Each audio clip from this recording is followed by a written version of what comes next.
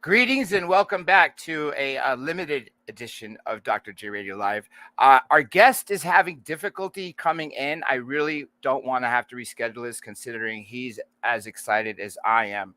So I'm going to give him some time to come in, but at least let me give you an overview and let me show you some of the footage and talk about it for a little bit before I find out what is happening. Now, let me also say this, that I sort of expected this in some way because he's been under cyber attack as well as me. And crazily enough, according to their team, this actually appeared in the dark web. So obviously people are talking about it, possibly nefariously doing things. For instance, I've never had so many viruses and things happen that prevent me from doing things. But so it could be that.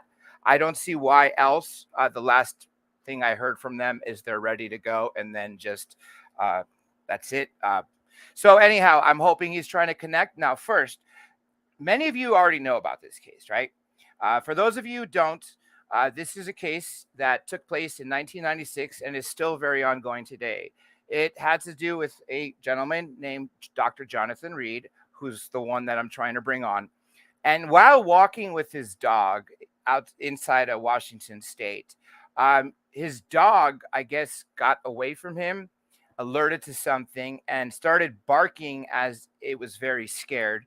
And then he heard that the noises coming from the dog went from fearful to like mortal. So then he, saw what the dog was doing, and essentially it was being attacked by a child-sized being. He first thought it was like a large possum and then thought it was maybe a bear cub. So what he did to try to save his dog is he hit this being on the head with a branch. Now, the first of the three videos I want to show you are taken right after this incident happened, because he had his camera with him. So initially, if he was on and if I saw him right now, I'd bring him in and I would have muted it. But because he's not here, I will let you hear it. That way you hear the emotion from him.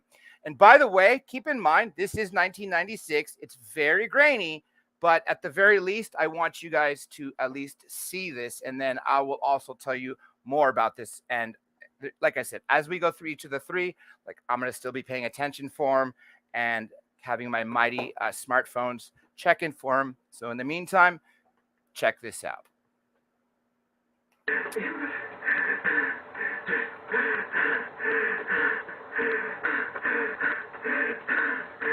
Okay, you'll notice the alien body not moving on the ground in the black suit. That's the head. And by the way, he's extremely sick right now. After he hit the beam, he smelled some crazy stuff, was vomiting, very weak, dizzy, and obviously scared. And about this time, he starts to hear a hum, and you'll see what that takes him to.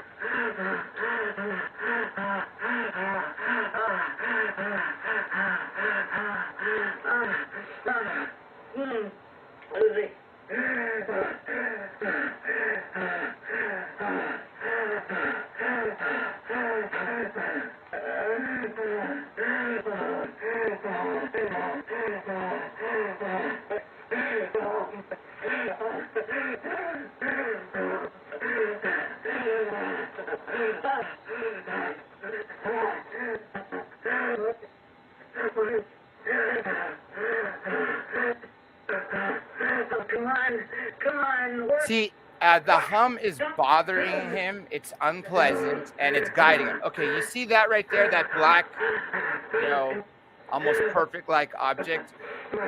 I call it the craft, but technically he calls it an obelisk, and I'll tell you why after.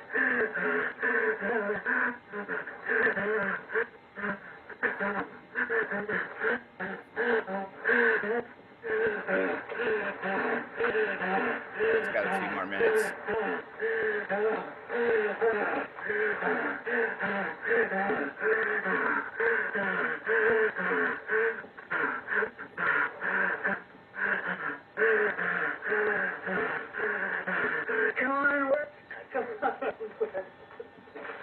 You can hear the distress in the poor guy's voice.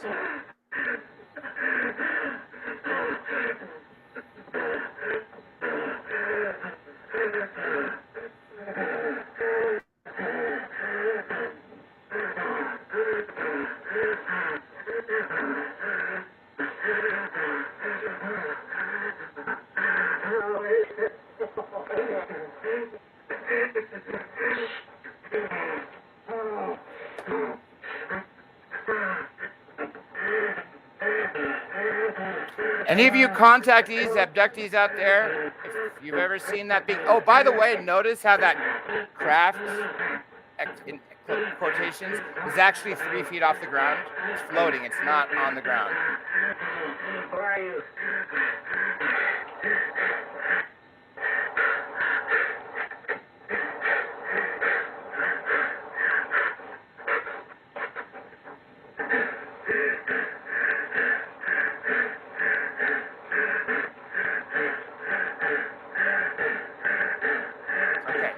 You guys essentially got the gist of this. It's more of the same.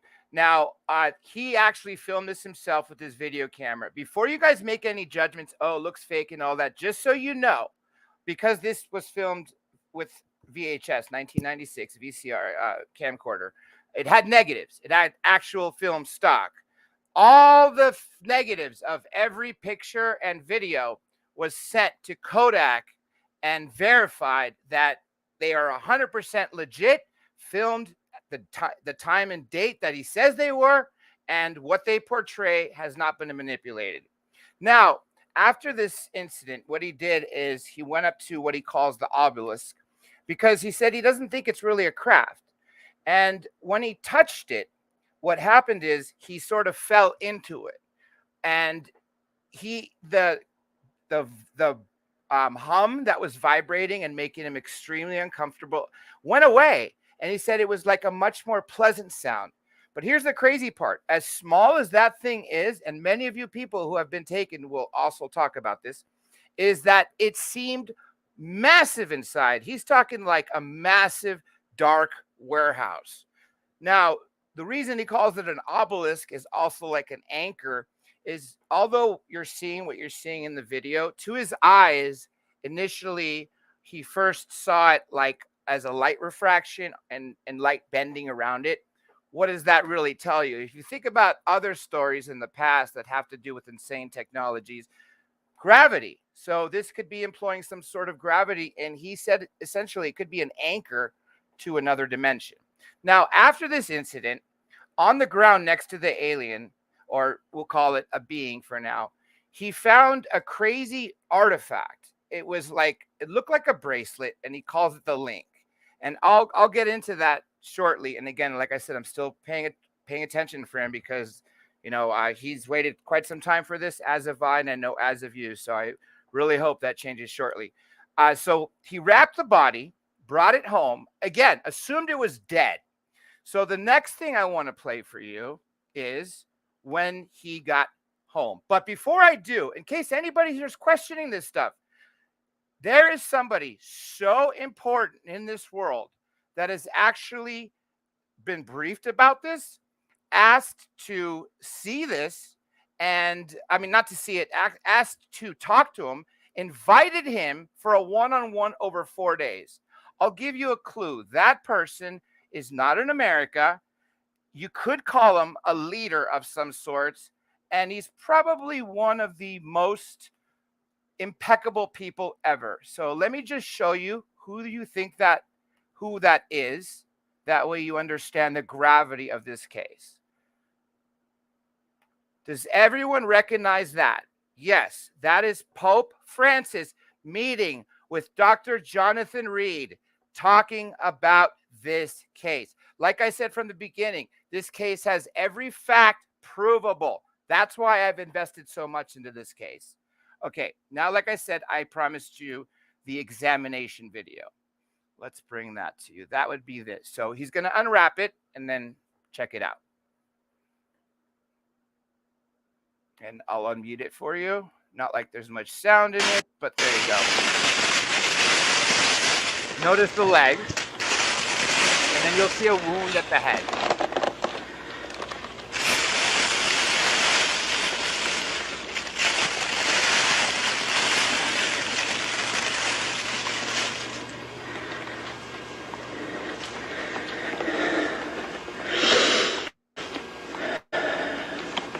Now, again, this being is playing a possum. It's not dead. He thinks it's dead. But after the video, I'll tell you what happened.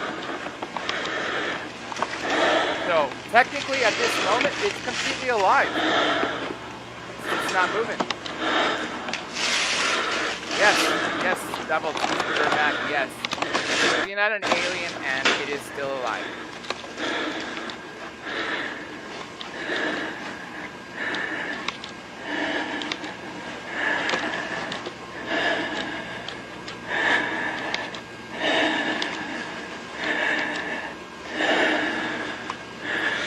If you want me to skip a couple minutes, someone put that in the next comment. A lot of it taking this very slow. And you can see he's scared. You know, obviously wondering how to handle this.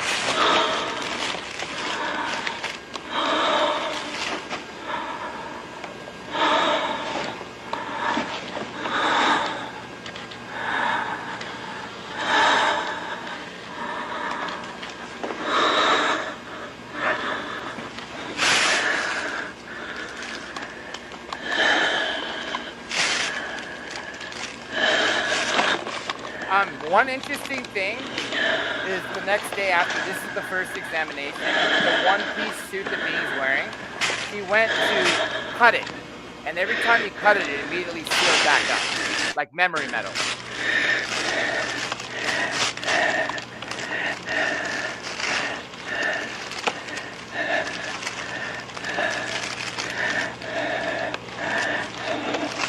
I hope you guys are seeing this on a big screen. If not, check it later too.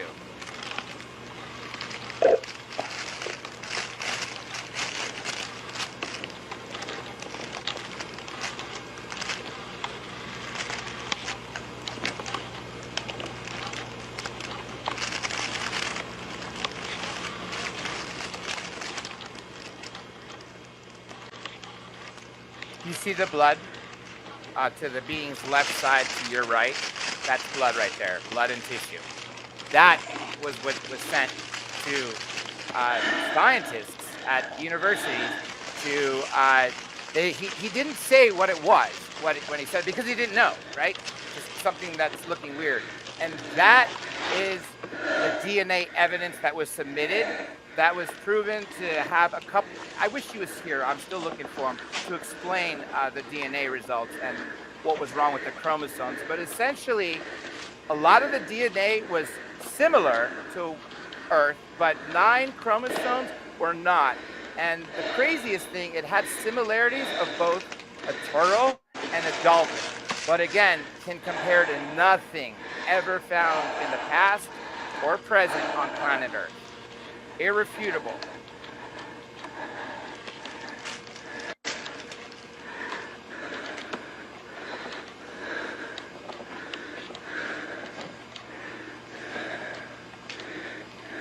Yeah, it's very conscious actually. I don't even know if it's unconscious or it's just playing dead, but it's alive.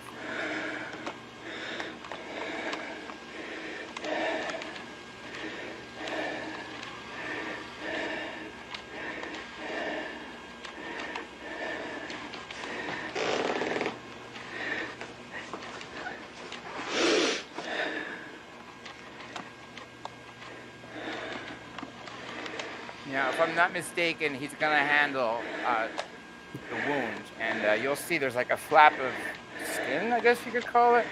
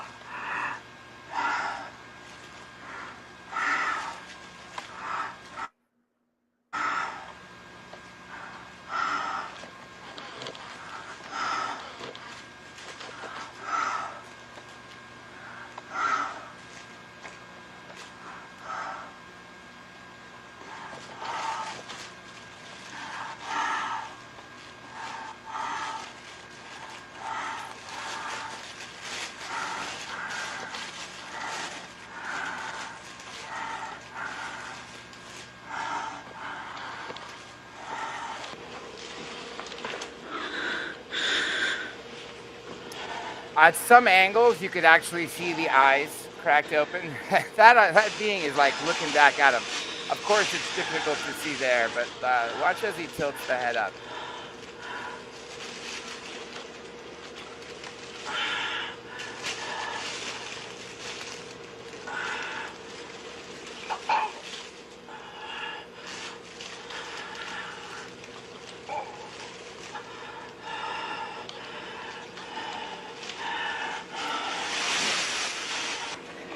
Okay, so you see the overview, and this was the first examination. Now, what happened after this is he put the being, kept it wrapped back in the freezer, thinking it was dead. Clearly, it was playing possum because a couple days later, the being, he hears a shriek, and he goes in, and the being is sitting up, literally. 8 days after he brought it home, his home is broken into. However, this being, the way he describes it is when he gets home, a lot of his stuff is gone. The freezer where it was kept in, etc. However, the DNA evidence was submitted by then. So that's why he was able to maintain those reports. But he obviously was looking around his house to see what was stolen. And from the freezer, where the freezer had been, where this being had been, there were wet footsteps, again, made by something child-sized, sense like this being, walking towards the wall and then out through the wall and gone. And by the way, Dr. Reed has been visited by this same being over 100 times, the same being with the wound in his head.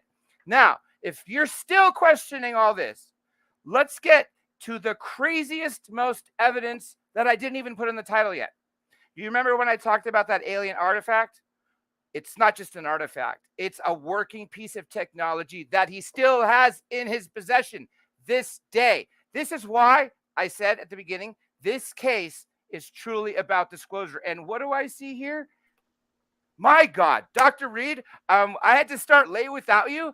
Thank God you're here. I just played, I gave an overview of what started to happen. I played the original Woods footage, and I played the examination. So thank you for being here. As you can see, the chat is full, and we had some technical difficulties. Can you hear me? I absolutely can. And you know what? I explained that to these people because as I was talking to your team, I myself had massive intrusions and technical difficulties and viruses. It seems there are some people that don't want us to speak. Oh, I noticed that. And is it okay if I talk about the dark net for a second? Yes. Okay, so I think I might have briefly said this to you. After we've been hit, and by the way, in case you doesn't think everything is crazy enough, this gentleman has been shot, not shot at, but shot 3 separate times, and more times he's escaped death. We're going to go through all this. I'm so glad he's here. And like I said, this case is disclosure on a silver freaking platter. First, let me say, John, thank you for this opportunity that you're bringing to your audience. I appreciate this. You know, I very seldom do interviews in the United States. Yes. For reasons we'll go into, but I wanted to say thank you. Thank you so much. Absolutely. The pleasure is all mine. And I honestly, I told you this, over the last several days, I have never been as excited to present a case because everybody out there, watching, listening, etc., this is a game changer. If this is brought or at least made aware to the right people in a heartbeat, everything changes overnight. Well, let me say, this case is not just about me, but it's about the hundreds and hundreds of other people who have had contact. Maybe they didn't have photographs, maybe they didn't have videotape or any artifact, but nevertheless, they had an experience that changed their life forever. And what people don't understand, unless you had something like this happen to you, it is devastating in many ways that are very difficult to explain. It changes your entire paradigm forever. So, and I said this to you initially. If this did not happen to you, you wouldn't have believed it. And I bet I always say, you know what? If I hadn't experienced this myself personally, If I hadn't have seen all the evidence and the facts of this case up front, hey, I wouldn't believe it either. And I don't blame people for not. This case is so complex that unless you take the time to go through all of the facts, it's not going to add up to what it truly is. And that's another thing I'm going to tell people, because I've seen some people question stuff like when I was playing the first examination and talking about it. One of you wrote that this is refutable. Please suspend all belief until you hear everything, because as I said at the beginning of this, while we were hoping he comes on, and I'm so glad he was able to make it, is that every single thing that he's going to talk about and everything I've shown you so far is backed up with scientific proof. Now, tell people, since I just showed the direct examination, I explained that the being was still alive at the time, although you didn't know it for another day or two when it, shrieked in your freezer. Right. I mentioned that the DNA, and I did mention that the being started to, or when you came 8 days later, things were messed up in your house, stolen, moved around, but the being seemed to have walked out. Can you tell people what was in the DNA report that you got back from the university and why it's so important and game-changing? Yes. We took samples of the wound in the alien's head, tissue samples, blood samples, even a bone scraping of the bone plate that was exposed. We took them to the University of Washington, where I knew the head pathologist because it's where I worked, University of Washington Medical Center. This guy, Michael Wessels and Roger Haggett, were the two pathologists and people that worked on this. I told them that just see what you can find out. I told them no other details. I told them I wanted to know whatever they could find out, no matter what. And about a week later, because this was in the day and age when DNA, the process of creating a chromosome study was done by hand. This wasn't done by a machine or technology. We hadn't caught up to that yet. Yeah, we're in the early days of DNA. Yes, very early. I got a phone call 4 days later after giving them the samples. Roger Haggett said, please come to my office. I want to talk to you about this. I walked into his office. He said, sit down for a minute. I sat down. He said, what in the hell is this? And I said, well, why don't you tell me what you found out? He says, well, whatever it is, I'm publishing this because it's a brand new species, uncharted, undocumented in any database he could find. And he checked 5 different university databases. He said, what I found was it has 46 chromosomes, same as humans have. Okay. 46 chromosomes. But he said 9 pair of them are different. They're very different. And he said the only thing I could find that was similar was sea tortoise and dolphin. And that the blood itself had little tiny, minute sprinkles of something that resembled, he said, a nanotechnology.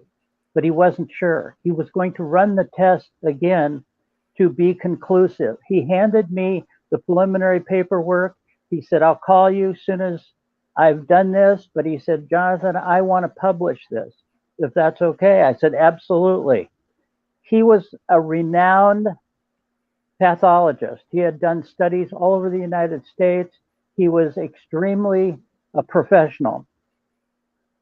A few days later, I got a phone call from his secretary.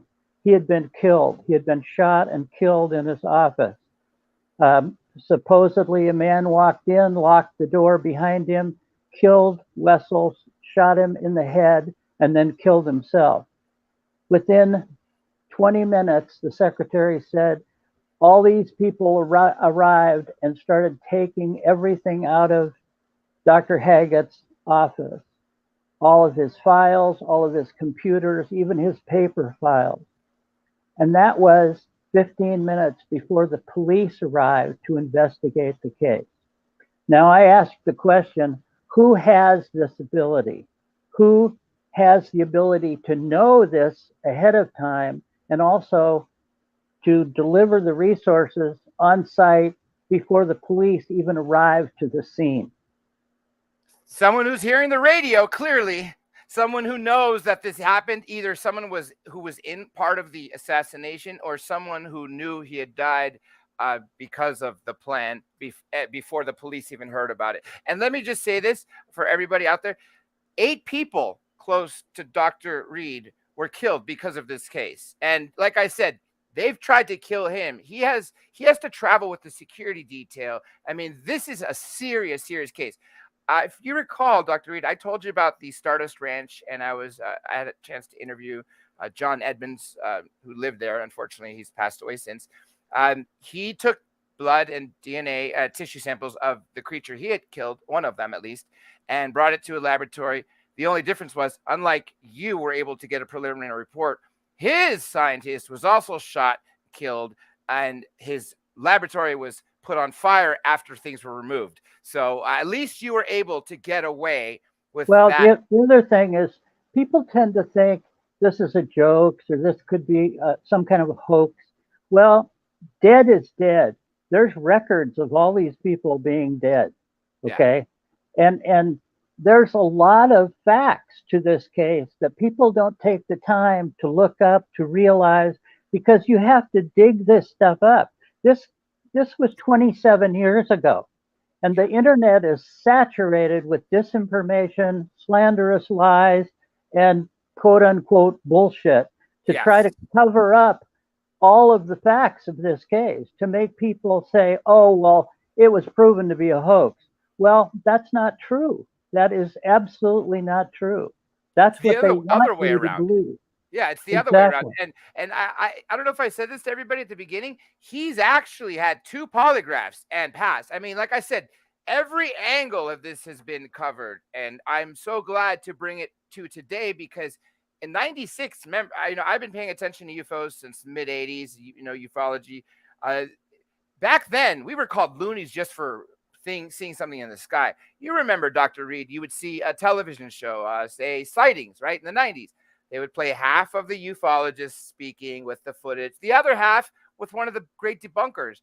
That's sort of changed in the last 15 years where you could actually turn on History Channel, watch something about UFOs, and then have no debunkers at the end. So I think the timing is better now.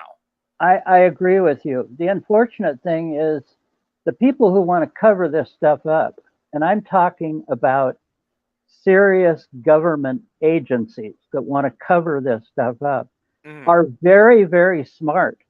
They've learned how to do this. They've learned how to mask situations and cover the facts, making it look like it has been investigated. Let me say one thing, because I want your audience to realize this case was investigated.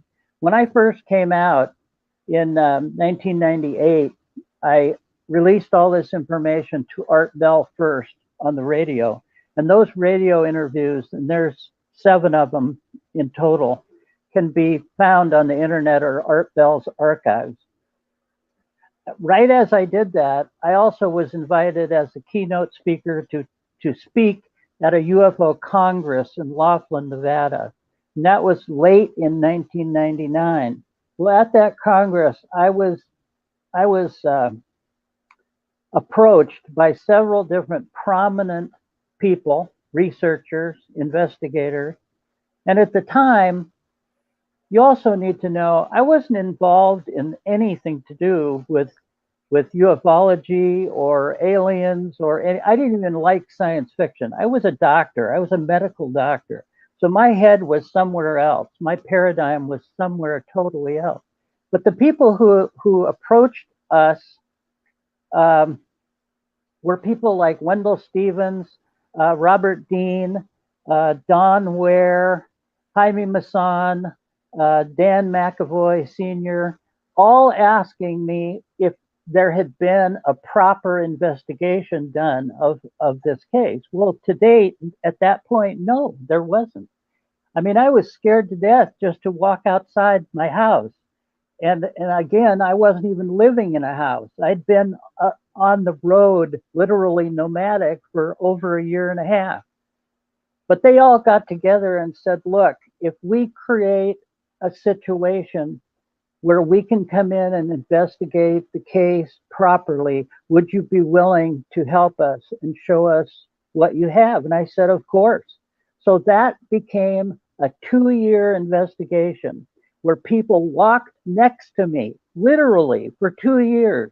Everywhere I went, they saw the fact that we were being attacked physically, run off the road. People were shooting at us. Our lines were always being cut, tapped the phones, everything, you name it. It was going on. It was just craziness.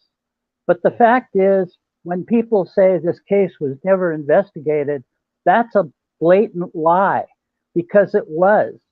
And the unfortunate thing is, a lot of these people who did that investigation can no longer come forward because they're dead. Yeah. You know, we were all older people at the time. And even, you know, I had a terrible stroke 4 months ago, and I'm lucky to be here today. Mhm. And I want people to understand that things like this need to be investigated before the people are dead, because you still have the best source there is right now, me. Yeah, And and not just you. You still have, you know, some of this evidence, like the link, which I haven't even talked about yet. You actually came in at a perfect timing. Now, should we show that real quick? That way we could talk about that portion and then go back and just me and you talk and sure, leave everything out. Okay, sure. so I'm gonna show this to you. He's gonna tell you. Actually, I'll keep it muted. You could talk over it to tell us what people are seeing as it's Okay. disappearing, and then talk about the metallurgy, and then let's go into Well, stuff let that's me not on video. okay, let me first say, John, Uh-huh. that this everything that I did was when I had an opportunity that would bring itself forward, I would have to make a decision very quickly. Do I take the opportunity or do I pass on it? Because so many times it was so dangerous that we couldn't do what all we needed to do. When I say we, I mean my team. As of most of the time, it's 6 to 8 ex-military patriots who have volunteered for 26 years to be with me. So I'm never alone. But yet, that's also, I'm kind of a caged proposition here. It's kind of like a gilded prison. Yeah, yeah. I can't do what you can do. I can't walk around daily like everybody else can. I always have to have somebody with me. And Yeah, and I briefly said that, you know, initially, that you've been shot 3 times. yes, I haven't said this, that you were in a hotel in Germany, burned down. You've been run off the road. So, before I even play this, just tell people a few of the massive things that happened, because everybody, I want you to know this. This is a good man here. Obviously, he doesn't deserve any of this, but I want you to think of this fact. Why would someone try to kill someone over and over and over? right. I mean, I just lost your video, but I'm going to keep Don't tell talking. me he's. Oh yeah, I was worried. I was like, don't tell me Okay. another attack. But you're still here. Anyway, you name it, it's happened to one or many of us at the time. Even my partner for 26 years just died 2 years ago, Robert Wraith, who was the co-author of my book, Link, an Extraterrestrial Odyssey, which is available through Amazon Kindle. Mhm. But let me get back to what you're going to show. In the late afternoon of one day, I had a phone call, and a producer, associate producer from a local television station in Canada, which is where I was residing at the time, said, "Hey, one of our guests dropped out. Do you want to fill in? You know, you said you would do it sometime if I gave you notice. Well, I'm sorry, I can only give you like 12 hours notice." I said, "Okay, great, let's do it." So what I did is I was close to where this was in Toronto, Canada. It was a local afternoon television talk show, had a small audience, but a studio audience. I was on one side of the stage, they were on the other. They asked me what I needed. I said, let's go with a static single shot camera. Don't break away. I don't know what's going to happen. I don't know if it's going to function or not, but let's give it a try. And they said, okay, let's do it. So what I did is I literally explained who I was, what was going on, and what this device was. And during that process, you'll see that I put it on, I tried it, I explained what happens and how it basically functions as I know it. And you'll see the evidence of what it did. It was an absolute true thing. Again, there are people who say they've debunked it. They say it's some other kind of hoax, but it's not. It's the real thing. Okay, this is the point. It's about halfway through the video, so you're finishing talking. Again, it's muted. And right now, for everybody who's seeing this, I don't know if you could see the screen. I know you're seeing it on something smaller. He's about to, well, it's writing it in Espanol for a brief moment. The next image you're going to see is of the link with him handling it. Yeah, now you're taking it out. You're unwrapping it. Right. This is the device. It was always wrapped in a piece of blue green cloth. That way I knew I had done it. Mm-hmm. I'm explaining what the function of these keys are, which I had no idea. One day I placed this on my arm. I have no idea why, other than maybe I was programmed to do so. And the rest is history. It's a teleportation transfer device and communication device. And what you'll see, go ahead, John. Oh, I was just going to say, one of the questions in the chat was, where did you go? It's world when you were transported? Well, I've done this a few times, and I've asked the alien where I went, and he somewhat has told me to his superiors. Mm-hmm. I transferred to his superiors. The place I ended up was a large, white, oval, egg-shaped room, maybe 75 feet high, 30, 40 feet wide. And when I arrived, I was in the center of it, and standing over me were two huge beings of energy, pulsing energy, looking down on me. One thing I didn't talk about, and I'm glad you're here because you're the one that's able to fill in all those details. After this is done, and I ask you about the metallurgy, I didn't talk about what the being is or the superior. So I think that's obviously relevant. So let me write that down as a quick reminder. Okay, right now you have the link on. It's painful when you put on, right? I've just put it on. It has 3 gold pins, needles that penetrate directly into my nerves of my arm, so it's mm-hmm. painful. And either it works or it doesn't. Once it works, it clamps shut. You cannot get it off your wrist or your arm. You'd probably have to cut it off, and I don't even know if that's possible. But the pain starts in the center of my chest, starts mm-hmm. throbbing. I'm explaining that at this point. And it's a pulsating, throbbing pain, almost like what it would feel like to have a massive coronary heart attack. I think you're about to disappear because now I start to seeing static electricity, and you are definitely hurting. I could just see your facial expression. I hope everyone's able to pay attention to this right now because you're about to see something crazy. Mind you, this was done live on TV in front of people, and this is not the only time Dr. Rita's done this. You see that flash of light, and it's insane to see this and knowing this happened. Okay, now you're gone. You're just completely gone. What did it feel like? Did you see that light, or was it just the people that were still there? Well, it encompasses me. It mm-hmm. becomes a brilliant light that blurs out everything else. I get the rush sound of like you're in what it's like in an airplane, a jet airplane, mm-hmm. where pressure and movement, there's a feeling of movement.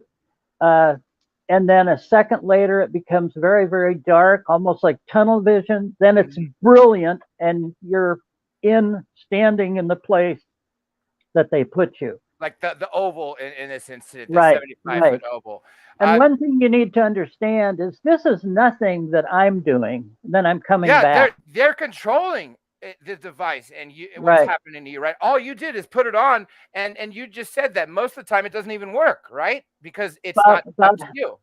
Well, it's not up to the wearer. It's up to the Yeah. superiors. You just came back just now, and you're crouching over, holding your arms. Clearly, you're very, very distressed, and obviously Right. It upset takes a and lot shocked. out of you. It really zaps all your energy. Yeah. And I mean, this obviously is not designed for Humans. us. Yeah, clearly. Right. I Let's tell the people about the writing on this link. Well, there are symbols on the outside of it. There's actually 6 different symbols, Hmm. and one small one on the end. If you Once you come back, when you put your finger on the outside of it, it actually opens the link. It actually unlocks it from your wrist, and then you can take it off.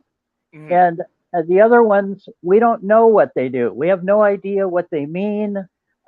There's been universities all over the world that have looked for these symbols. The best thing we could find, closest representation, is Korean, Egyptian, and Aramaic. And again, they're incomplete.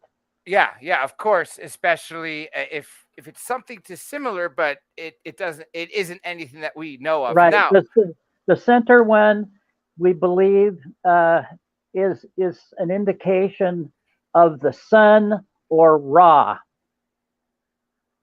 Um, so yeah, the Egyptian god Ra, right? Right. Right. Okay. Now, for those still questioning all the evidence that we've literally shown them, let's talk about the metallurgy, about what you found out about how this object is constructed.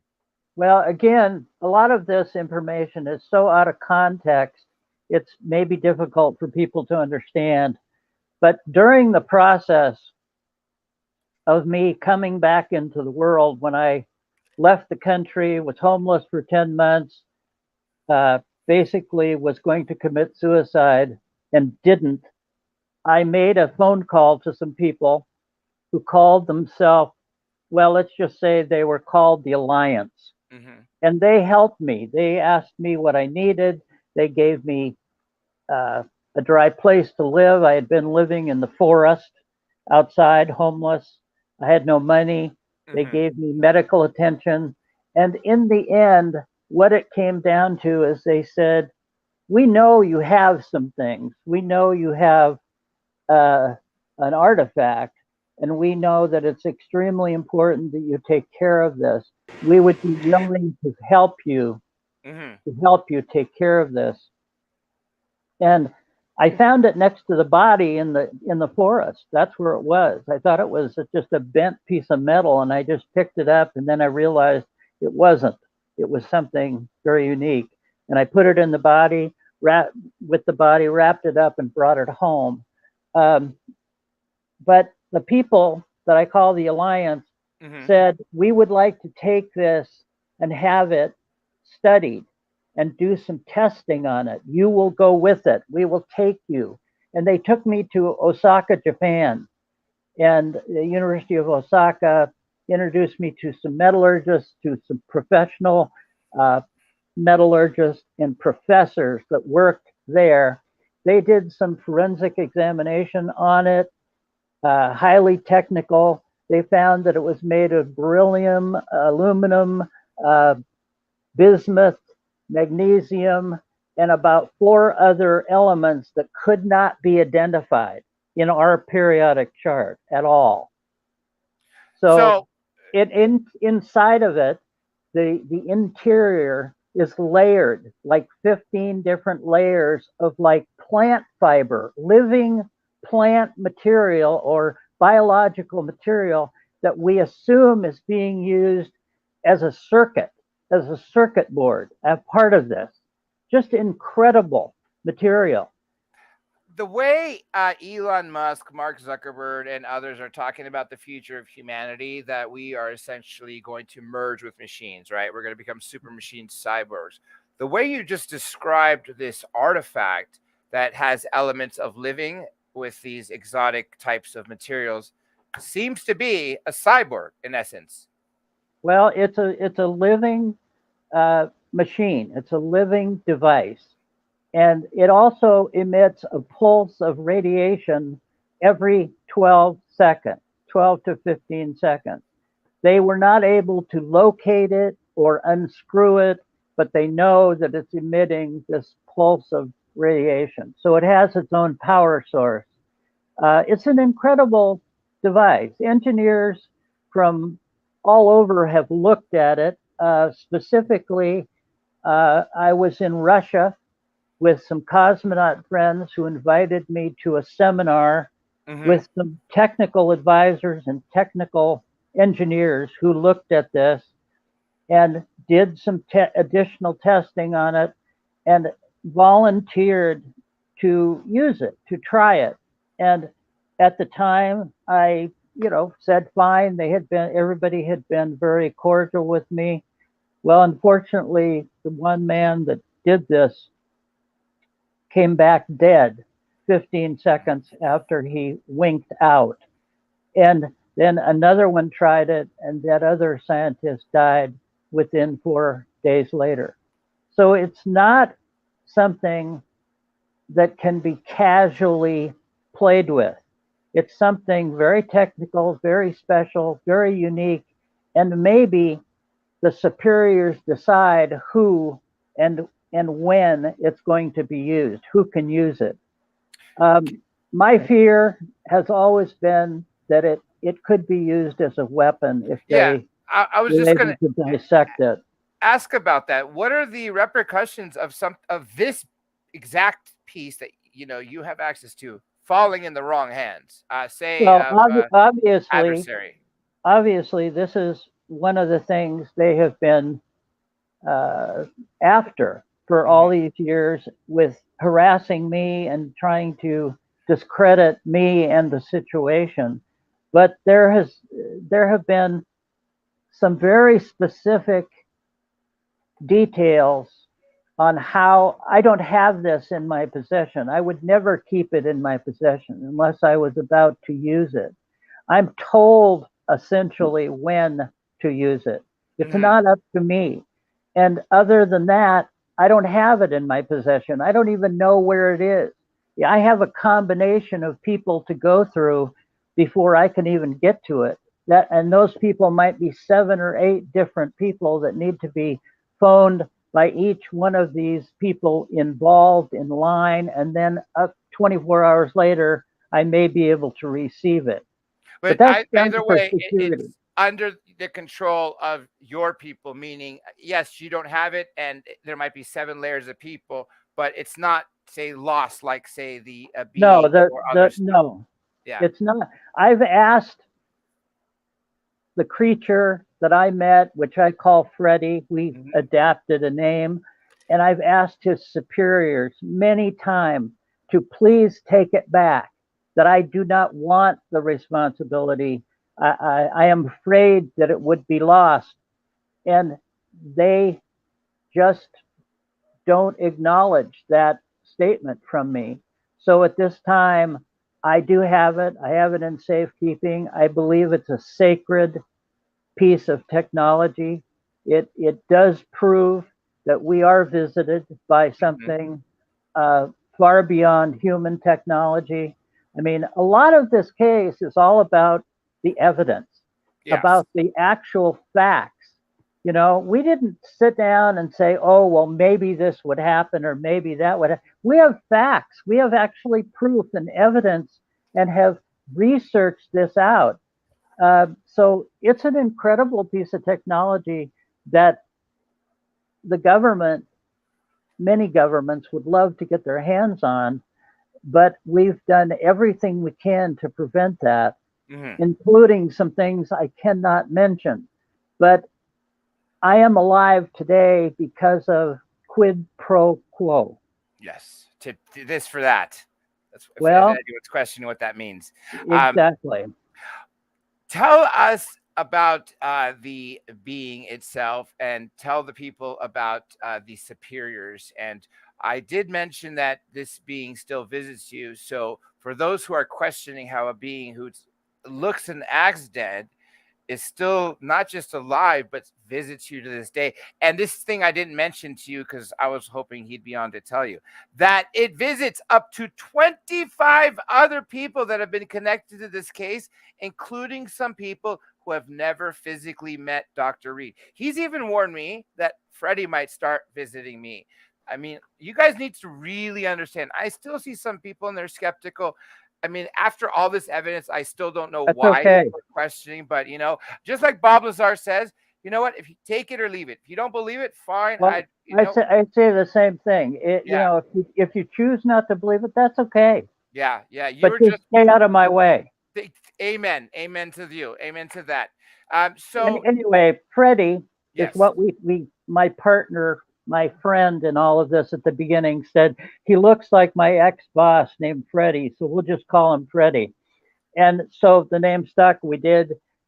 He's an incredible little guy, 53 inches tall, 50 pounds in weight, 2 arms, 2 legs, 2 feet, a torso, a head, a long neck.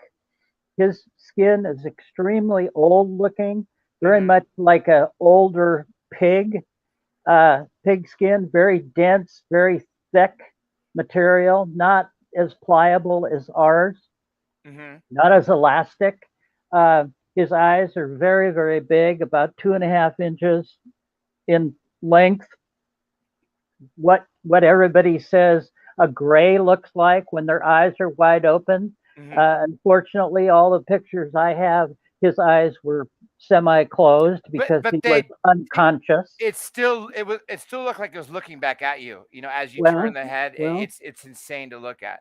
And again, John, I didn't realize that the camera that I had, the video camera, very old, small, Nikon, compact, one of the first compacts ever made, had a viewfinder about 1/2 inch by 1/2 inch, which was black and white. So, and I was so sick the day I was recording that, the night I brought it home, that I couldn't see it. I was just holding it and hoping I was pointing it in the right direction. And so only when people looked at this tape later on and said, well, do you realize his eyes are blinking and his facial muscles are moving when you're not looking? And I said, no, I didn't realize that, but it was alive in my garage. So, that was years later. So I wasn't too concerned with, that. But again, it's proof. It's evidence that he, in fact, was still alive. People say, well, how could anything be alive with a hole in his head like that? Well, we know that human beings have a 2-phase brain, a 2-sided brain, and that we can be injured on one side of our brain and our brain rewires itself as best it can automatically to compensate for any damage during an accident in a brain. So we know that's very possible. Medical science has proved that. There's also many animals that have 2-sided brains. And people say, well, how could it have survived living in a 0 temperature in your freezer? Well, the cold could have been conducive to its survival. It's actually recovery. We know that penguins live their entire life, sometimes 40 below 0. So we know that that's very possible. There's before we continue with what you're just saying real quick, and in the background, I'm having some of the footage looped again. There's a great question from Third Phase of the Moon. I know the answer because I spoke to you, but I think we should talk about it publicly. Blake Cousins asks, Blake and Brent Cousins, would Dr. Reed be willing to have his links studied by Elon Musk or Arizona State University, I guess? Only under specific, detailed circumstances. Because every time this comes out, it's potentially dangerous, lost. It's potentially stolen. Yeah. And once it's gone, it's gone. But let me say, and I'm going to say this now, John, is that most recently, since all of this flutter and publicity of the naval aircraft footage has come out on television, and it's you mean like the Tic Tac, the naval footage, stuff like that? Ever since that, Congress has now gotten involved and is gathering additional information. And I have been officially invited to bring my evidence and my case before a congressional panel review. And I am going to do that. I do hope that review that comes for you is actually not just behind the closed doors, but actually open, if possible. You know, that way, in case something happens, you know, where someone wants to try to take the link away. Well, everything believe it or not, again, everything that I do is so carefully planned out, including your show, how we were going to do the show and where I would be, and under certain circumstances, that I try to eliminate as many possibilities of it being stolen as possible. Real quick, I'm going to just address a couple of these in the audience.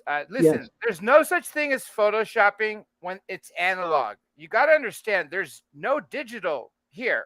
I am playing you a link that was played somewhere else of the VHS. This footage that you're seeing was the actual negatives were sent to Kodak. And Art Bell. Yeah. Oh, yeah. Go ahead. I'll let you tell the story because I'm seeing a few things to say. This is Photoshop. This is fake. This is a styrofoam being. First of all, Photoshop was not available to the public, and it was in its infancy in 1996. Correct. So that is just out of the question. Second, people say, "Oh, the photography is too good." Well, I don't think so. I disagree with that. Third, what John just said is true. This is completely analog. It's not digital. Of course, everything that's thrown on the internet and up on the web becomes digital. Correct. But it's not originally digital. And we have the original. The original has been analyzed, studied by several different professionals and professional houses. It has been absolutely determined to be made contemporaneously with the event. And also, all of the camera equipment was studied and tested, and it's absolutely what it is. There's nothing crazy going on. I just learned something new from the hours and hours we've been talking over the last week. I knew stuff was broken and most was stolen, like the freezer that the being was kept in, and thankfully got the DNA out beforehand. I didn't know you still have the negative, so that's just more of the physical evidence you have proving this case. Right. Now, every aspect that I can tell you of the evidence, what evidence I have, there is refuting of that evidence out on the web. Every single standpoint. I have been called a child molester. I've been called a womanizer. I've been called a homosexual. I've been called every name in the book. They've said that I was never a doctor, that I never went to college. Well, we have the testimonies and written testimonies and affidavits from people who taught me in 3 different universities. And people who worked with me at the University of Washington Medical Center. So those who say, "Oh, he never did this," is wrong. It's just flatly wrong. And I'm no longer trying to persuade anybody of anything. Yes. That ended, 25 years ago. Once I went through the process of having somebody literally walk in my shoes for 2 years. And they proved that I was who I was. My family proved who I was. My colleagues proved who I was. Just because the records aren't there doesn't mean that they didn't exist or that I don't exist. Yes. So, and that's, I didn't even mention that. And that was one of the things I was waiting for you to come on. Please tell everybody what happened to you the moment this incident took place, meaning your life was disappeared and you had to go verify. Well, this all happened on October 15th, 1996. Okay. Within a day later, things started changing in my life. Our phones were tapped, me and my friend. There were people sitting outside my house in vans. They were following us. I got a phone call from the guy who was my partner at work, and he said, Jonathon, he says, "Are you moving your office?" I said, "No." I said, "I'm just sick. I'm just not coming in today." And he said, "Well, there's a bunch of guys here with hand trucks taking everything out of your office and loading it into some other container. And we don't know why, and they won't give us any information." Well, within a couple hours, I called the University of Washington operator and asked for Dr. Reed's office secretary. They put me on hold. Another man came on and said, "There is no Dr. Reed working in this facility." Kind of like Bob Lazar. He didn't work at Los Alamos supposedly, and literally had to go to Los Alamos with George Knapp and show him his coworkers who verified that he worked there, and the phone book. Exactly. And I've done this. I have taken 4 separate investigators to my place of employment. One who is the collective head of the team, the research team, Dan McAvoy Sr. Again, his statements are all over my website, or I mean, my Facebook page currently. I don't have a website because the federal government takes it down every time I put one up. But his statement says that he went with me directly to the hospital. I took him to the 7th floor, directly where the psychiatrics department was. And as we were there, I was showing him where the office was. A security guard walked up and said, point blank, quote, "Dr. Reed, you know you're not supposed to be here." Because he said he actually said Dr. Reed, which verified that you are Dr. Reed. So your birth certificate was taken, your social security gone, your passport wiped out, all your records, thesis, all records, grade, degree, everything, right? Everything. Employment records, insurance records, bank records, $200,000 stolen from my bank accounts, titles from property that I own, non-existent, you name it. One thing or another has been confiscated or destroyed. Now, again, I just asked you the question: if none of anything else that I'm telling you is true, who has the power and the ability to do that? Honestly, it has to be someone who doesn't care about the Constitution, someone who's essentially above it and can do something that a normal court of law cannot figure out. John, we're not talking about people who... We're talking non-humans and... No, we're not talking about people who go by any laws that you and I as citizens went by. Above we're talking all laws. About people who make their own rules. Yes, okay? Yes. And the only reason they did this was because they knew I had physical evidence that wasn't going to disappear. So they had to discredit me.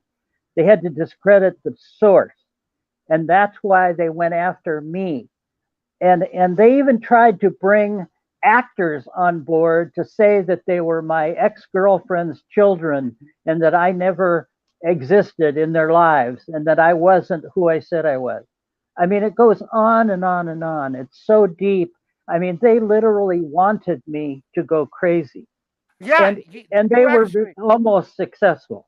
Yeah, I was just going to say, they actually drove you, which you told me initially, and you even mentioned it earlier today, that they drove you to the point of homelessness, thinking you were crazy, insane, and to the point of suicide, right? Until you actually called the Alliance. Someone asked a question here earlier. And by the way, people, please support this today. If you haven't already, hit the likes and subscribe with notifications. And if you super chat me, I'll make sure your question is put at the top of the line. But back when you were talking about, you know what? I'm going to wait for that person to write that part or write a question again. But you were driven to the point of insanity, and you only lived because you called the anonymous number. You didn't know who it was, and it ended up being a group of, is whistleblowers the right word, or defectors of the deep state, but alliance of people that actually helped you. I'd say protectors. Yeah. Again, taking all of this out of the context of a timeline, it's very difficult to fully understand. Yes. People need to realize that on the 10th day, from the day I had the encounter until the 10th day, I got in a friend's car who gave it to me, had about $200 in cash, and left the United States and drove to Vancouver, Canada. The reason I did that is they were burning effigies in the lawn of my elderly parents. They had gone through my girlfriend's parents' house and destroyed all kinds of things. It was getting very dangerous and very difficult to combat. So Yes. at that point, my best friend Gary, who had helped me from this, couldn't be found. We couldn't get a hold of each other at all. This was prior to cell phones, Mhm. if people need to believe that. No, it's So, true. I didn't have my first one till 98, and I was among the first to buy one of those that was not a brick, you know. well, So, but the point I'm trying to say is I had been on the run away from my home, away without a job, without money, living literally on the streets, in the forest, in a burned out gas station, um, for 10 months. mhm, And prior to that, I had a great life. I was successful in a professional career that I'd studied mhm. for almost 15 years.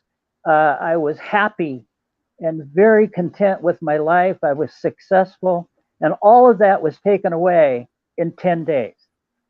Now I'm on the run. Nobody is helping me. I can't contact anybody in fear of retaliation on my parents, on my friends. So I'm sitting in the basement of this burned out apartment with a pistol in one hand and this phone number in the other, thinking, I just can't live this way. I just can't go on like this. It's just insane, which is exactly what I believe the dark agents want. They Mhm. want people to go insane. They want you to look like a crazy man. Yeah, And because if you do, people won't believe you, and then their goal of shutting you up worked. Because right, who believes right. a homeless crazy But man? I Nobody. but I had been given this phone number, like I said, 10 months before. I still had it in my wallet. I took it out and I thought, okay, well, I can kill myself anytime, so I'll make this phone call. So I went to a payphone, I called it.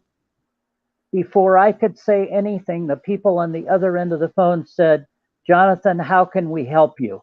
Mhm. And I was freaked out. I hung up.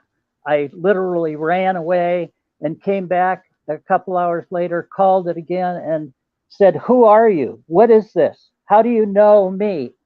And I was arrogant. I was angry. And they said, we understand that what you're going through.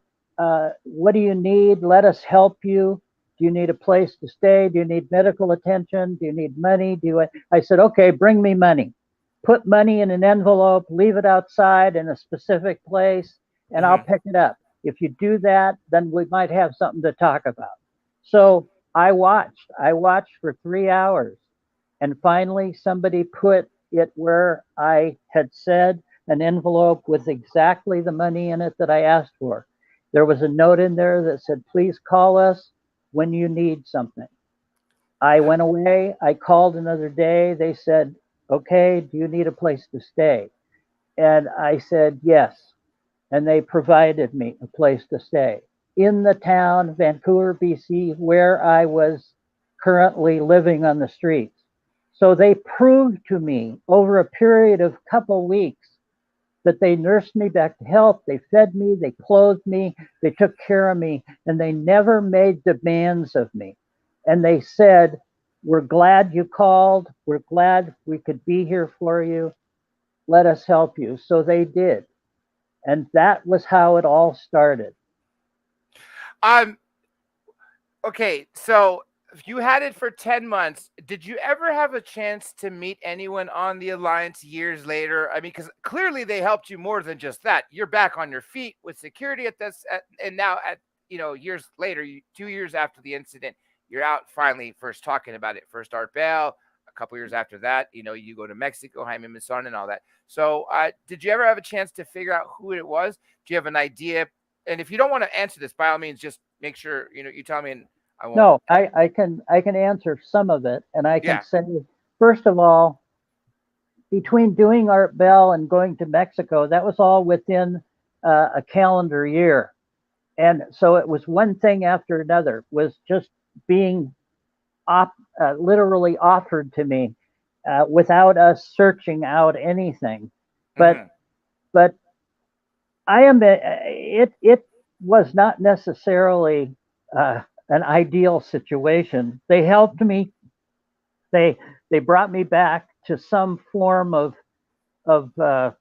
health, but I still was distraught. I still was unnerved by this experience. This was not something that I had totally embraced. In fact, I didn't want to do anything with it. I wanted to forget it. I wanted to just run away from this whole experience because it ruined my life. And even to this day, if you could trade back the 26 years to wipe this experience out of you, you would gladly in a heartbeat, right? Well, I would in certain circumstances. After 26 years, I've started to realize the value of what I've learned. And not only because of myself, but by other people around the world talking to me who were much more knowledgeable than I was. Yes, to answer your question, yes, I have met with some of the Alliance people who are very well-heeled industrialists who have spent time and money, if for no other reason, to salvage some of the circumstances that people have experienced and to keep them alive as best they could, to honor those who have had some of these experiences. Not always done in the best of light. When I first got out away from them, I said, okay, I want to tell some people what's going on, because my life was useless as far as what I had achieved prior to this. And the Alliance kind of said, well, we don't know if that's the best idea, because if you do that, they're going to come after you. And at that point, I was arrogant, and I said, well, let them come after me. I was going to be dead anyway. So, let's just make this a big bloodbath in the middle of the road. Yeah.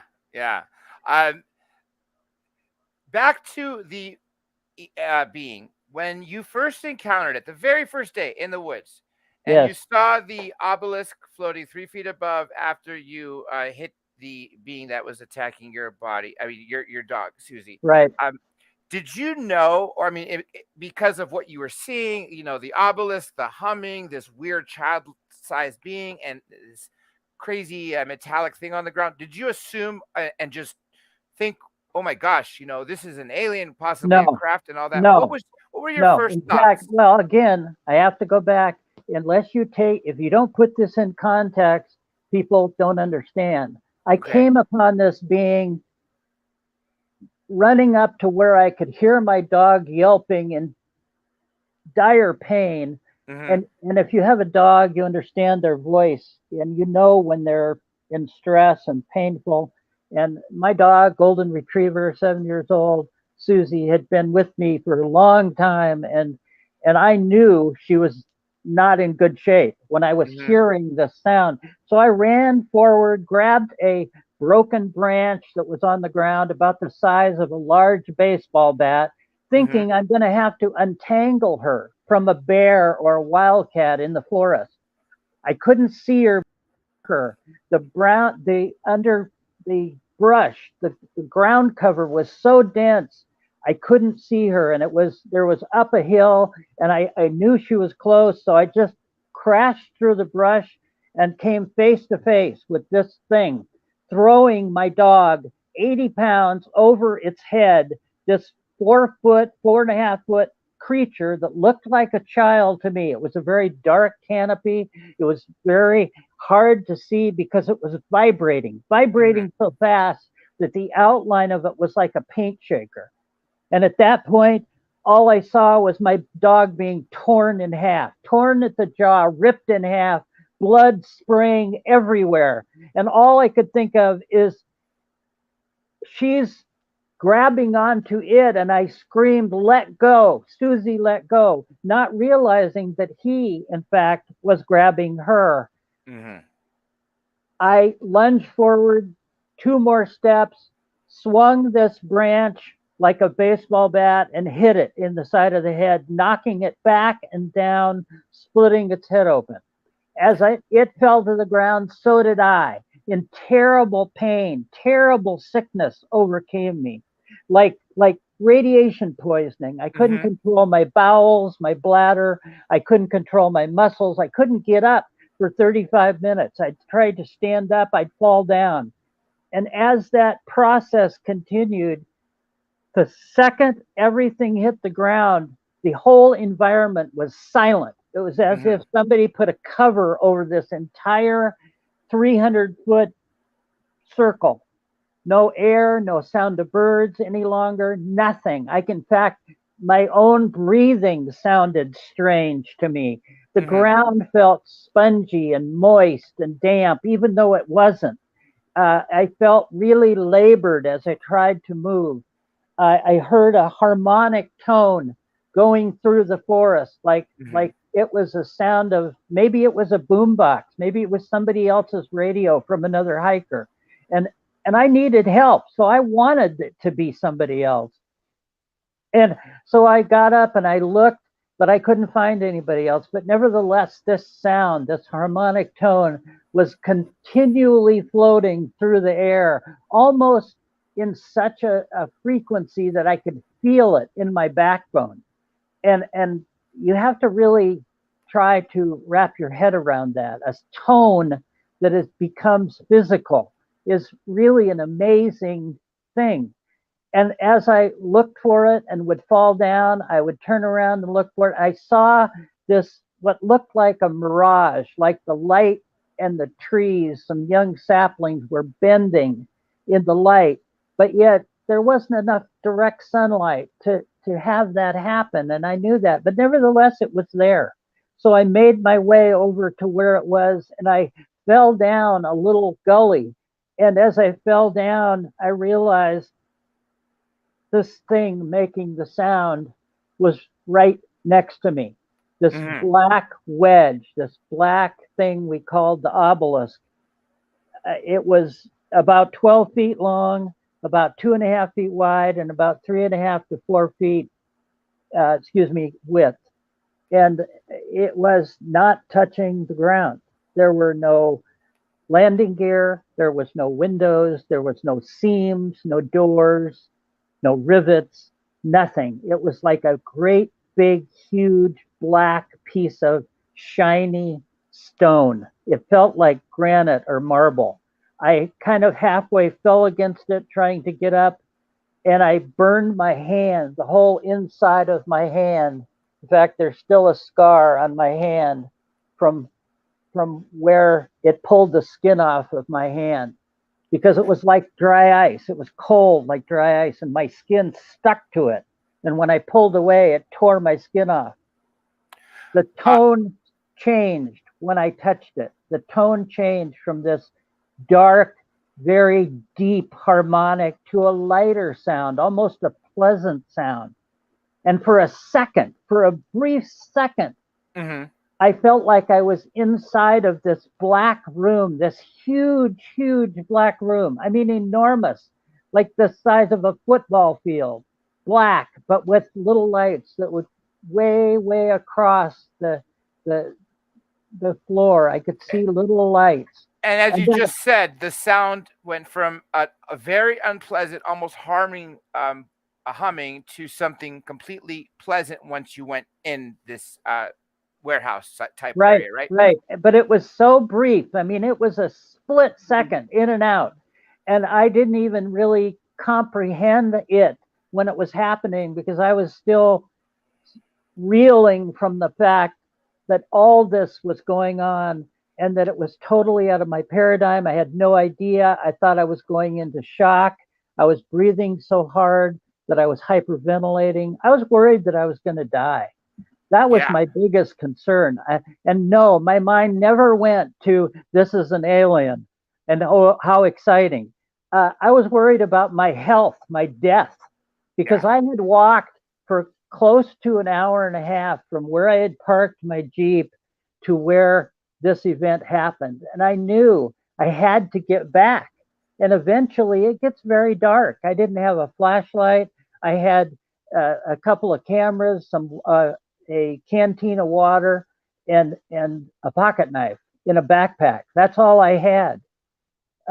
So I had to think in a very orderly, slow fashion in how do I survive this step by step, not how do I preserve it, not how do I do the best I can do, but totally, I didn't have the answers. I didn't even know what to do. Mm-hmm. So I was just thinking on pure adrenaline. How do I survive the next 5 minutes? Well, while I was getting the water to drink from my pack to try to calm down, I had to take out my camera that was in front of the water bottle. And as I set it on the ground, I said, oh my God, I've got my camera, which was a familiar sight. It was Mm-hmm. actually made me feel encouraged that I'm being able to recognize something that was familiar. And I thought, well, I can take a picture. I could take pictures of all this. And of course, none of it will come out. That's what I told myself because I didn't believe any of this was really happening. I thought I had completely flipped out, that I was having a nervous breakdown. Somehow my dog was dead and that I was living in an illusion at that moment, delusionary. The way you I said, was no hero in this. People want to say, "Oh, well, you were such a hero to be able to think that." This is not true. All I did was try to survive so that I could get out and survive this and stay alive. At the last moment, I decided I would try to cover this thing up, mm-hmm. thinking that I didn't know what I killed. I didn't know how much trouble I was in. As far as I was concerned, I murdered something. Half Yeah. of the time I was in the woods, I thought it was a child wearing a suit, you know. And until I finally realized it wasn't, uh, I was putting the thermal blanket over it to cover it up, thinking, well, I got to keep the animals from eating it.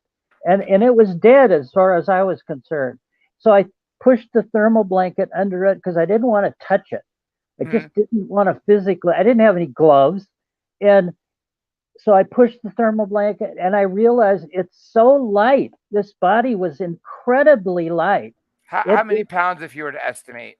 well, we ended up weighing it at home once I took it home, and it Mm-hmm. weighed just under 50 pounds.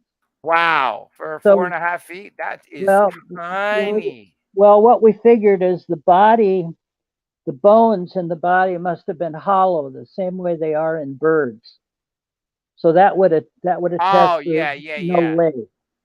So Gotcha. anyway, I wrapped it up in the thermal blanket. I looked for a place to hide it, not to do anything else. I just wanted to get it out of my mind and get it out of my sight, but I couldn't find a place to hide it. So I put my straps around it.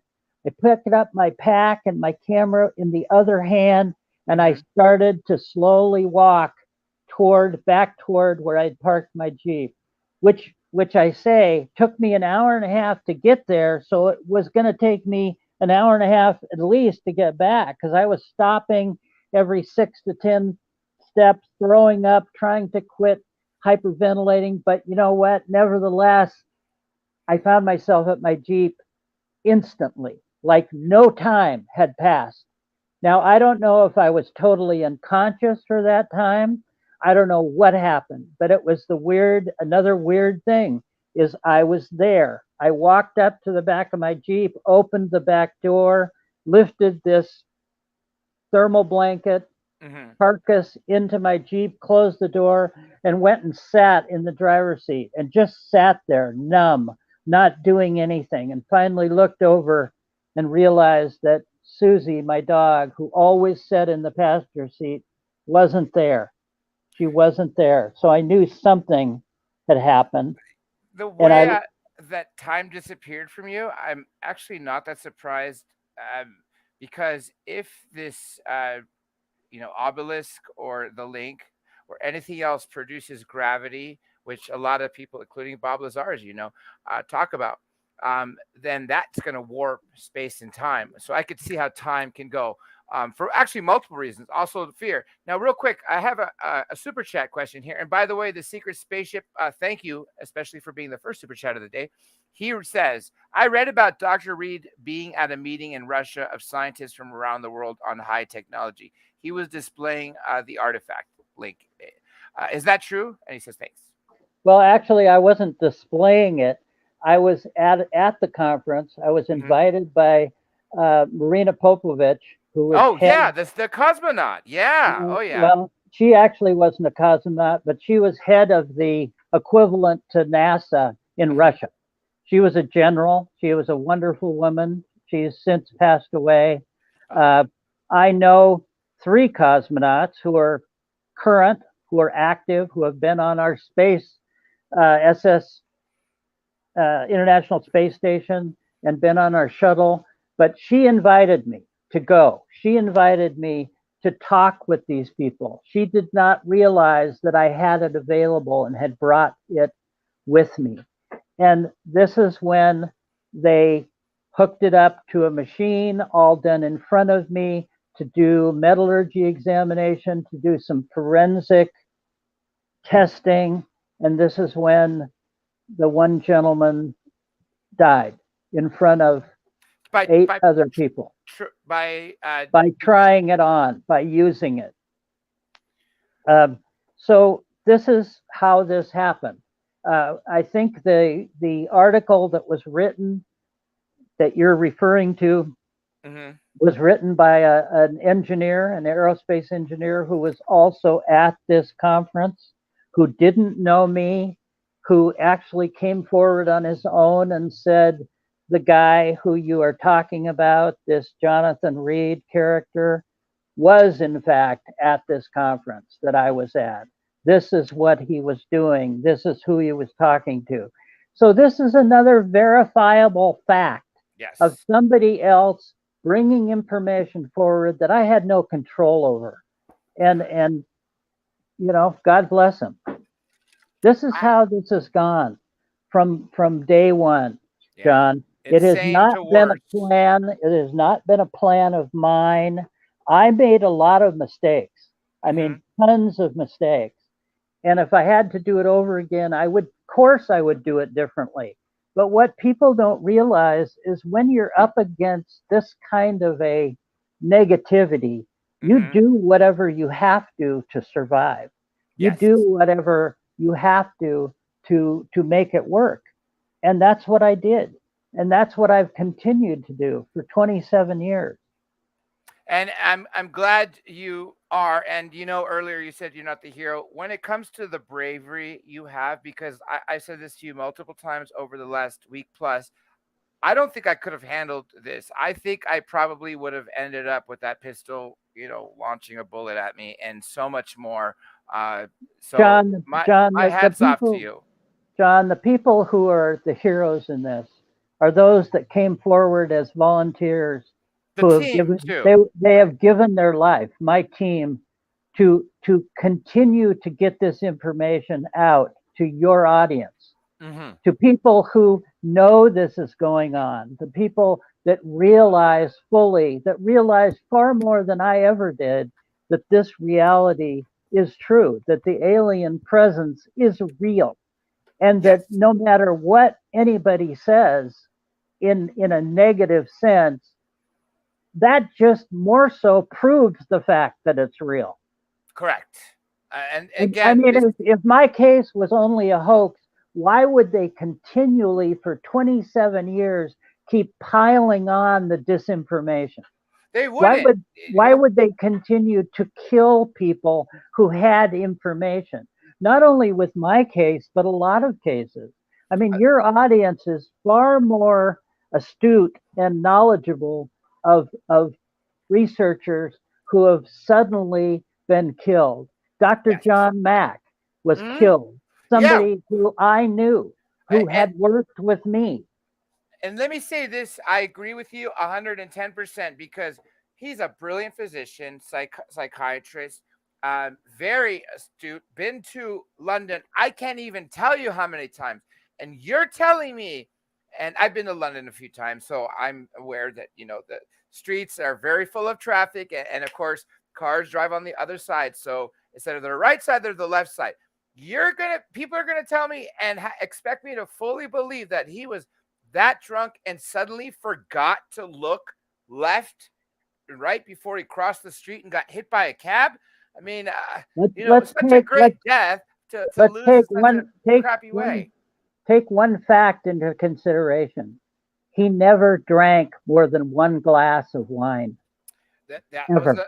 another thing too. So one glass of wine suddenly made him to go to a country that he'd gone to so many times, and Right. after one glass, decided not to look at the sides of the street. It's Right. just so fishy. And I recall when he passed away, I hadn't been, professional out there yet, but I was a private. I don't know if you want to call a researcher, just a crazy enthusiast. Read all the relevant books, and I remember this was about the time that he was doing the Zimbabwe case. You recall that? The Yes. landing with the children. Yes. Real quick, there is, actually, this is just a comment in another super chat. I'm just going to give what's up to this people and read the comment. Mohawk Valley Phenomenon, thank you for your super chat. And it says, Dr. J, thank you for this live podcast. Wake up, people. That is exactly what I intended to do with Dr. Reed here. And I've said this throughout the interview. I've said this leading up in my promotion, and I've said this since he's been here.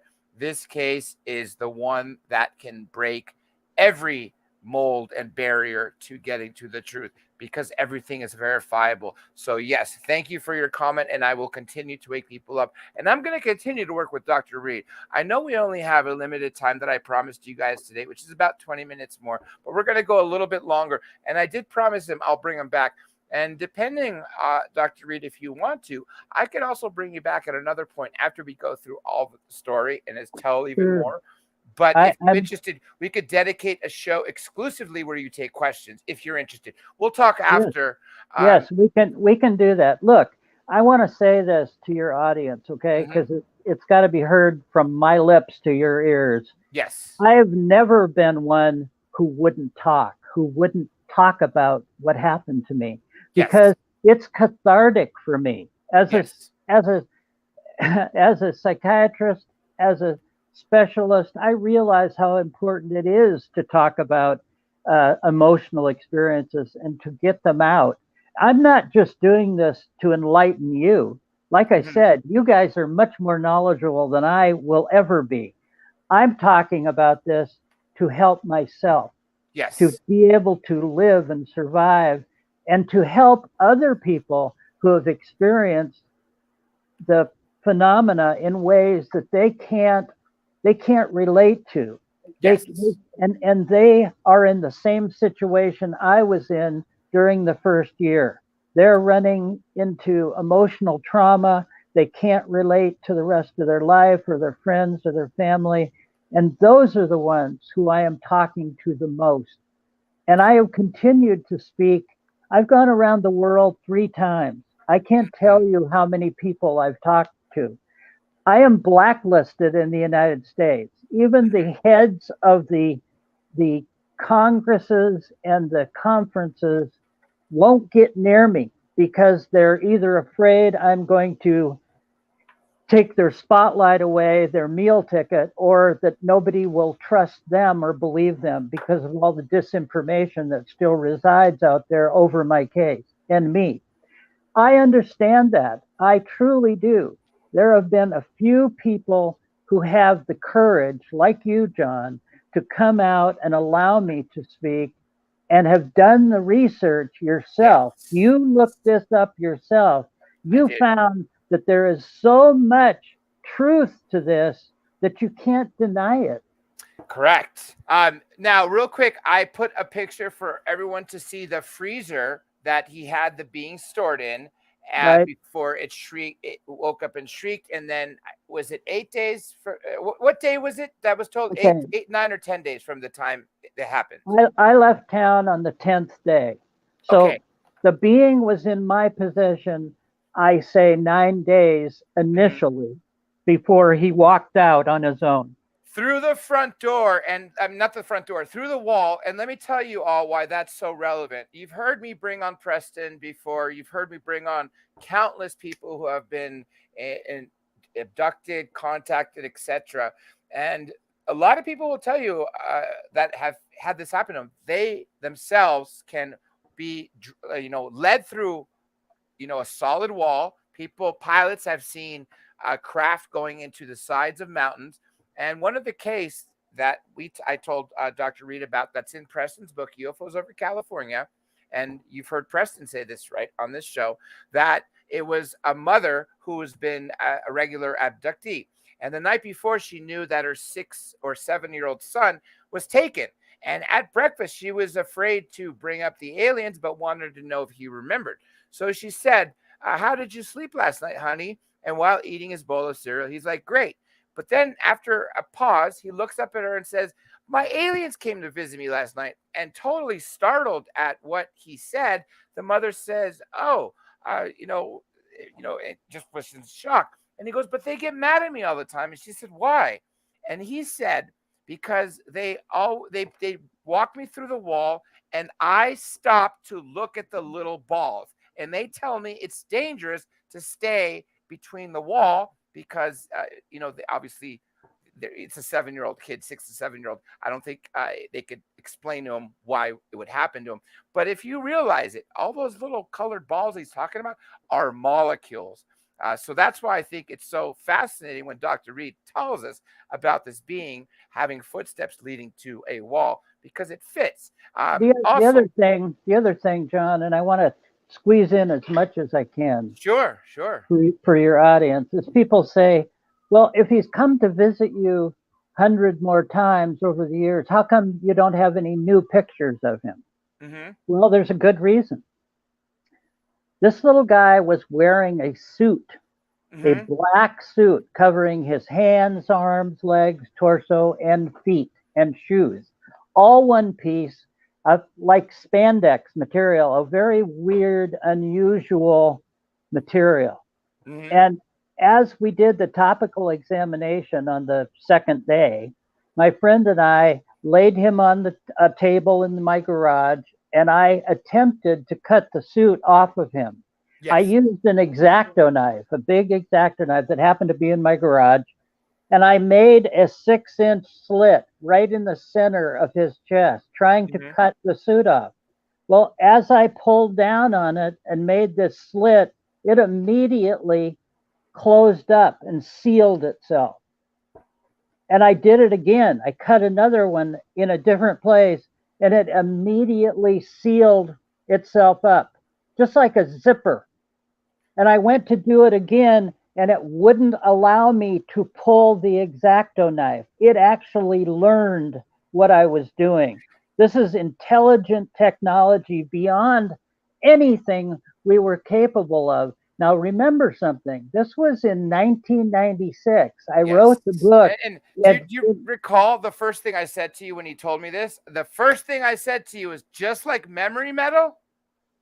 Yes, but it's even more so something that I need to reference. And I told you in this was in 1998 when I wrote it down. Okay. Book was published in 2000. In 2000, I think it was either 6 or 8, and my memory sometimes fails me. NASA came out with a big announcement that they had created a self-healing fabric for spacesuits. Which begs the question, is it because they've had access to these materials, some as early as 1941? Of course it is. Yeah, and it's not just that. That's the one that you observed yourself that turned out NASA. Right, but it's also something else, John. It's another validation that if I was making this up, if this was just a created hoax story, how did I know all these details that Years later? before, Right, exactly. right, exactly. Now, I have the link picture up. I've been, if you notice, I've been a little busy. I've been trying to cycle different photographs in so people see as much. Because just so you guys know, guys and gals out there paying attention to this, his team gave me access to everything, tons of videos, hundreds and hundreds of photographs. I mean, everything to present this the best to you. And I've narrowed down the best ones to you. But since he's This hopped this on, picture this picture was taken in Osaka, Japan. This was this somebody is looking at the device and analyzing, showing the 3 gold pins underneath that penetrate into my arm or mhm. into the wearer's arm when they put it on. That's what makes the connection. It's a biomorphic connection. Yes, yes. There's a question here. And again, I'm going to say this again to people. Please super chat your questions because there's so many comments. It's hard for me to read them all and figure out which are questions and which are just comments. By super chatting, I know that I'm going to need to look at that message, put it up, and that way I'll ask the question. But I did take this question out of order, and I think it's a great question for you. This is from Ace Jets, and he asks, did you get a sense of Freddy was a benevolent or malevolent or indifferent type of ET? Okay, first of all, when I saw him kill my dog, Yes. I knew what he was capable of. He was Yes. throwing an 80-pound dog up in the air, back and forth so fast that I couldn't even focus on how Mm-hmm. fast he was throwing her, like she had no weight at all. So I Mm-hmm. knew he was capable of killing me. Well, Yes. when he woke up in my garage on the 3rd day after I brought him home, he didn't kill me. He screamed at me with Mm-hmm. such intensity that it pushed me across the wall to the other side of the garage, but he didn't kill me. And for the next days until the 10th day, he actually would get out of the freezer on his own, sit in front of it, rock back and forth, and look at me and Ah. send telepathic messages into my head so fast that I had to ask him to slow down because he gave me a migraine headache. Okay. So at any time, he could have killed me, he could have torn me apart. There would be nothing I could have done. One thing I should have asked. I guess I was trying to bring another picture. Is something that you told me, which happened as the being was handling Susie. Very sadly, what happened to Susie, and a few people also send their condolences because that's just, extremely Thank sad. you. Very innocent. Um, you told me, and this is mind blowing, but again, very reasonable when it comes to beings of advanced technological advancement. Did you say something while the being is holding Freddy at the jaw?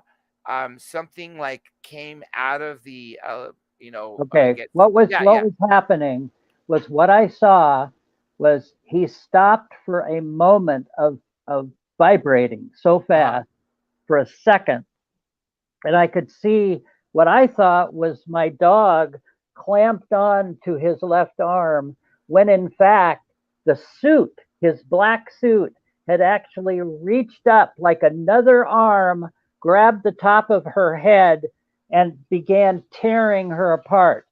So yeah. it was the suit being in a defensive mode protecting him. It wasn't him with his other arm tearing her head off.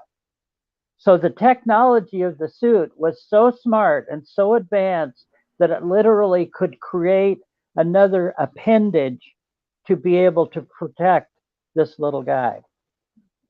It was Um, incredible.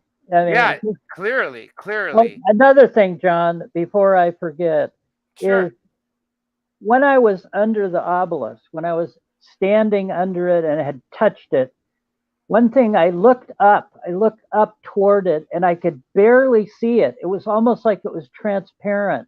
There was Hmm. a glow to it underneath when I looked up at it. Only when I actually got up on my knees and pushed against it did it actually completely materialize. Now, that could have been my mind and going into shock, in and out of shock. It could have been Hmm. any of those things. But in later years, I've heard people say that from different angles, some of these craft become a glowing object, an almost plasma looking surrounding these objects. Well, that's kind of what it looked like. That's a good description. I'm going to put up a picture of Susie as you're describing this so people realize we're talking about a real dog that was killed. Also, the naysayers out there say I never had a dog. I've got pictures when I was kid, when I was 6 years old with my first dog. They say I'm too allergic to ever have had a dog. There's a picture I sent you. Yeah, here's another little dog. But I mean, it's all a lie. It's all designed to dispel my credibility. And some of these things are just insane, John. It's just so ridiculous to me. I'm going to briefly, and I don't want to keep it up long for obvious reasons. Let me see if I could find it. I would like you to briefly talk about some of these wounds I see. This must have been when the non-human agent, and we'll get to that in a second about Men in Black in general, shot you in your shoulder. Okay, let me explain it. Yeah.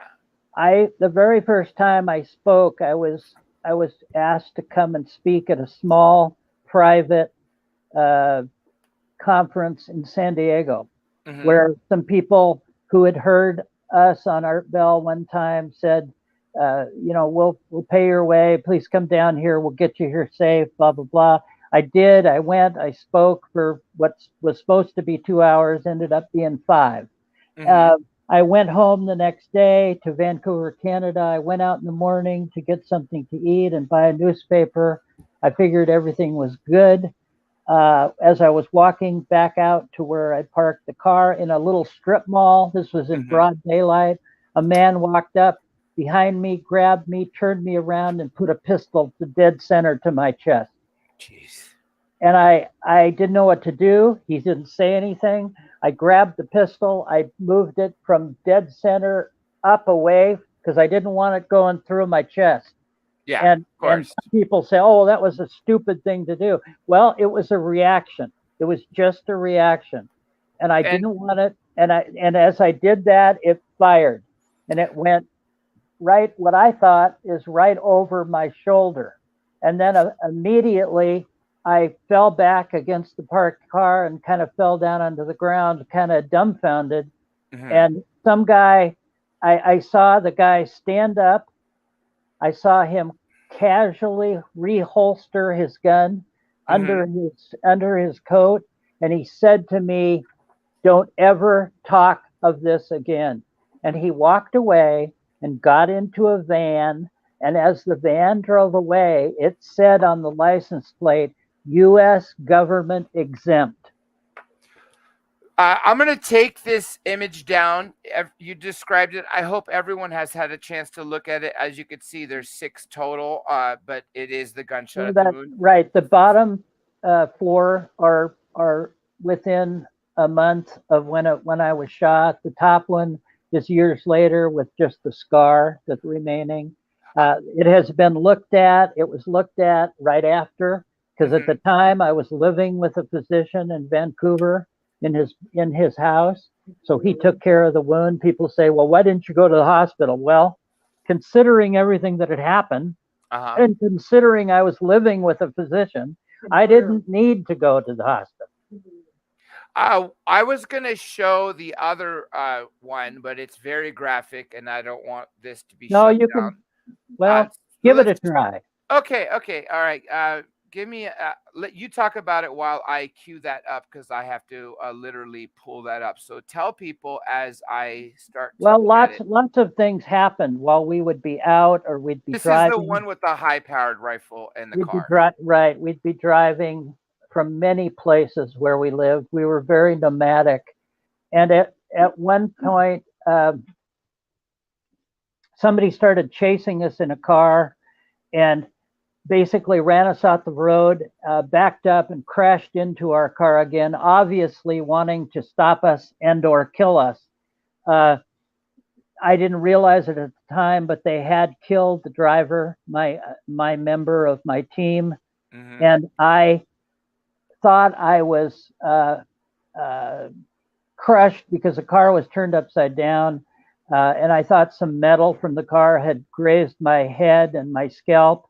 It was later determined that I was shot by a high-powered rifle that had grazed my scalp, Mm-hmm.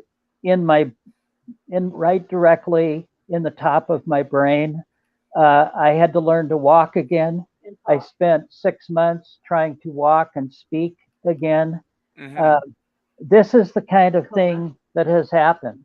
This Yeah. is the kind of thing that continues to go around. And if you didn't have the security deal, knock on wood, I fear Right. that they Something actually would have else. gotten to And you. again, if I'm being redundant, please forgive No, me. no, no. But People need to hear it. people tend to think, oh, look at the doctor. He's in a really nice setting. He's really in a nice home. This isn't my home. I've never had a home since 1996. I've been nomadic. I've been on the run one way or another. Now Yes. things have gotten better, but I live in many different places. I lived in Mexico for a while. I lived in the United States in some very terrible locations. I mean, inside of derelict buildings, but always with the team who we've been extremely able to create an environment that was safe in the worst conditions. I mean, we can get landlines in and confiscated off of telephone poles within an hour. We've had security, surveillance security that's some of the best in the world.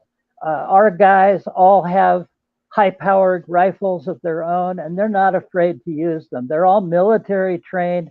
These aren't, unprofessional. These are highly skilled Special killers. forces, right? Yes, SEALs, yes, Rangers, etc. Yeah. right. I It's mean, just, even Dan McAvoy, the guy who headed up the research for all of my case, is a ranger, is an Army Ranger, and has protected me during the time he was with me for 2 years. He saw that we were attacked. He realized how difficult this was to be to be with me. He also saw the link artifact demonstrated. He was sitting next to me with two other gentlemen in a locked room and saw me disappear and then come back. Thank you for saying that, because I was just going to say, aside from that demonstration, which is on video, there's been more than one time where you've disappeared in front of your friends. Oh, there's been 10 to I 15 spoke people who have seen to me one of your use it. team members, the one that sent me a lot of the all the footage actually, and he was telling me about one of the times that you just bona fide disappeared in front of him, and I think the next day or even that night, you told me your side of it, where you're in a dark area and you can see and hear them calling your name and distraught that they're looking for you and you're not there. While on his story is about all of the team that was looking for you. You had disappeared in a flash of light. That was in the middle of the day in Laughlin, Nevada. And we had gone out into the dunes to this place called Skull Rock, and they just said it was really incredible, and there were some hieroglyphs in the area, and they wanted to show me. I'd never been there. And so my team took me out there. They were walking around. We went up on top of this hill, and everybody was within 20 feet of each other, all looking around at different stuff. And all of a sudden, I tripped and kind of fell to the ground. And when I fell, I didn't want to fall on the ground because I had some black pants on, and I, didn't want to. I had to speak in a couple hours, and I didn't want to get dirty, and so I stopped myself by putting my hands down in kind of a crouching position. And as I got up, I realized I wasn't in the same place. I was none of the people that was around me, they were all gone. They were just like I was transported or fell into a hole that whisked me somewhere else. Well, we figured it all out after a day and a half of talking about this with 8 to 10 other people who all experienced something similar, but little different parts of this, that I was transported over a mile away.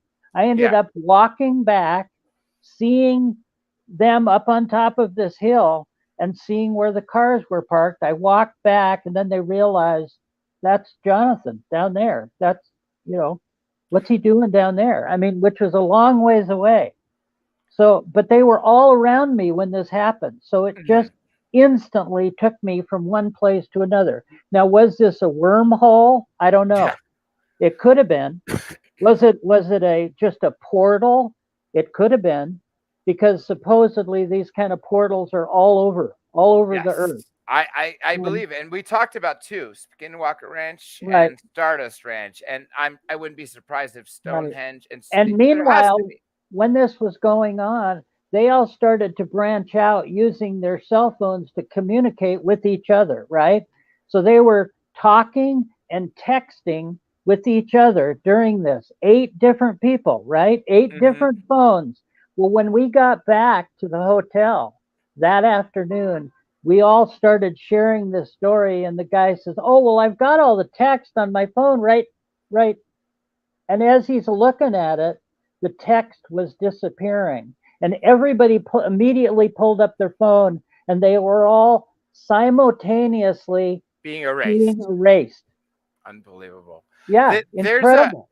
A question here that's been up for the last 10 minutes. I'm sorry, Kason, I couldn't ask it earlier. But again, please, there are so many comments coming in by the second. If you want your question asked, please super chat it, even if it's for 99 cents, because it'll tell me, and then that'll alert me that I need to look at it and put it up. And that way I can guarantee I ask it, since we're going to end shortly. This is what it says. Mr. Reed, so the ET was self-protecting when it killed the dog? Yes. Okay, got it. There was a couple more, but I'm just going to wait for people to please super chat it. Now, here, I'll just tell you one of them here. I did already answer it on your behalf because I kind of know. I like this one too. Well, Johnny Webb, I can't find that one without losing other ones, was asking, would you be willing to demonstrate it on this show, the link? And I said no. Not just to demonstrate it. There would have to be a lot of security protocols, and more so, it would have to serve a purpose, such as someone would have to be watching that's going to take this to another level. So that's what I wrote, right? There's also a different way of looking at it. You have to realize you can only do things so many times. Correct. And I have jumped through most of these hoops 2 and 3 times. I think you've jumped through all of them. But let me say, John, let me just say, they're all good questions. They're all relevant. I understand them. And please keep asking them. Send John all your questions, and eventually we'll get around to answering all of them. But number one, realize something. First of all, realize, if all this happened to you, if it happened to you, how would you feel? How would you deal with all this? Being your life torn apart, your family torn apart, every bit of your existence stomped on, run through the mud, your credibility destroyed, your professional career torn apart, erased, and continued for 27 years. How would you feel? I'm still angry about a lot of this, and I'm still arrogant, and it sometimes is difficult for me to talk about, but I realize people need to know, and I've done my best to carefully explain in detail, and we didn't do it today, and I wish we will, is from start to finish how I was introduced to this in the woods, what happened, the chronology, the timeline of actually what happened.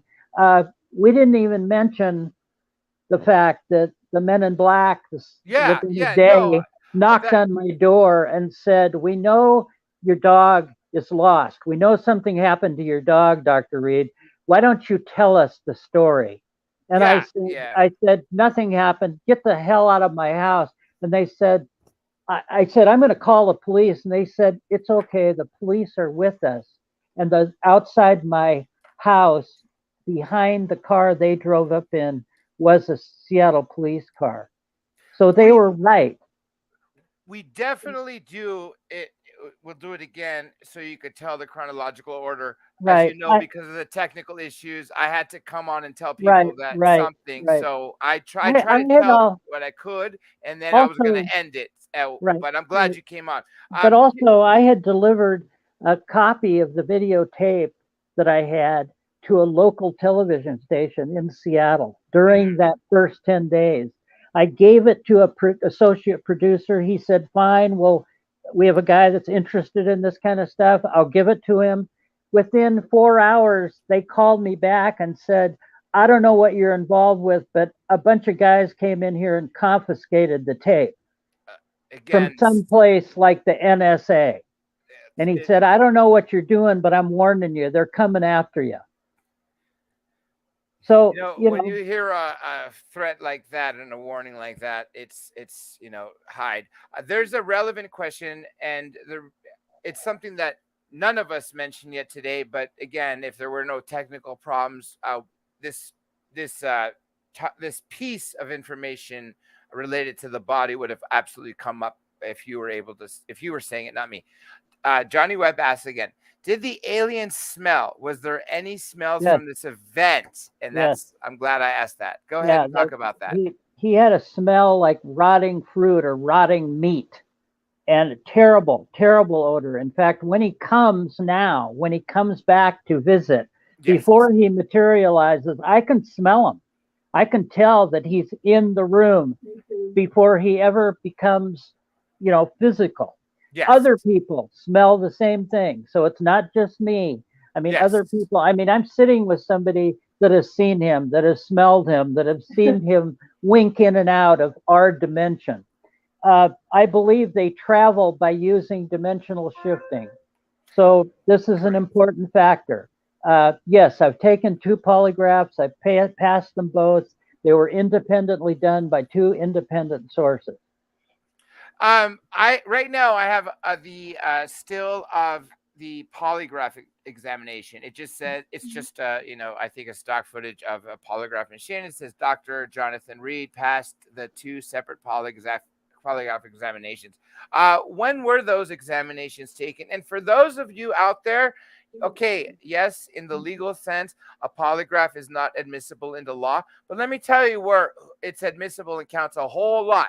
When a police officer arrests you for something major, such as a homicide, and you're brought in, and assuming you don't waive your right to stay silent and engage in their questions, they will ask you to take a polygraph, I think in every 50 state.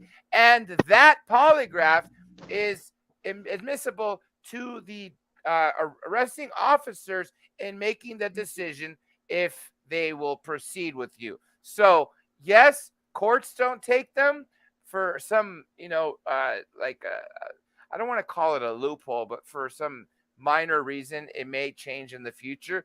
But the fact that every federal agency, police office, anything that wants you, when you want to work, this is what they require you to take.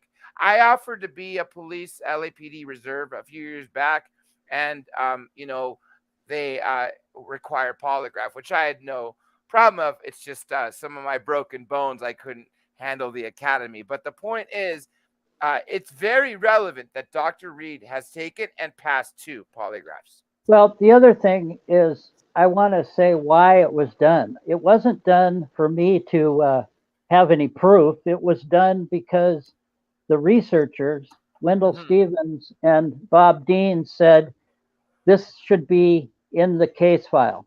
Yes. So that's why it was done. It was done in late 2000 and 2001. One was done at UCLA Criminology Department. The other one was done in Washington State by a federal examiner. So do I have their testimonies? Yeah, I do.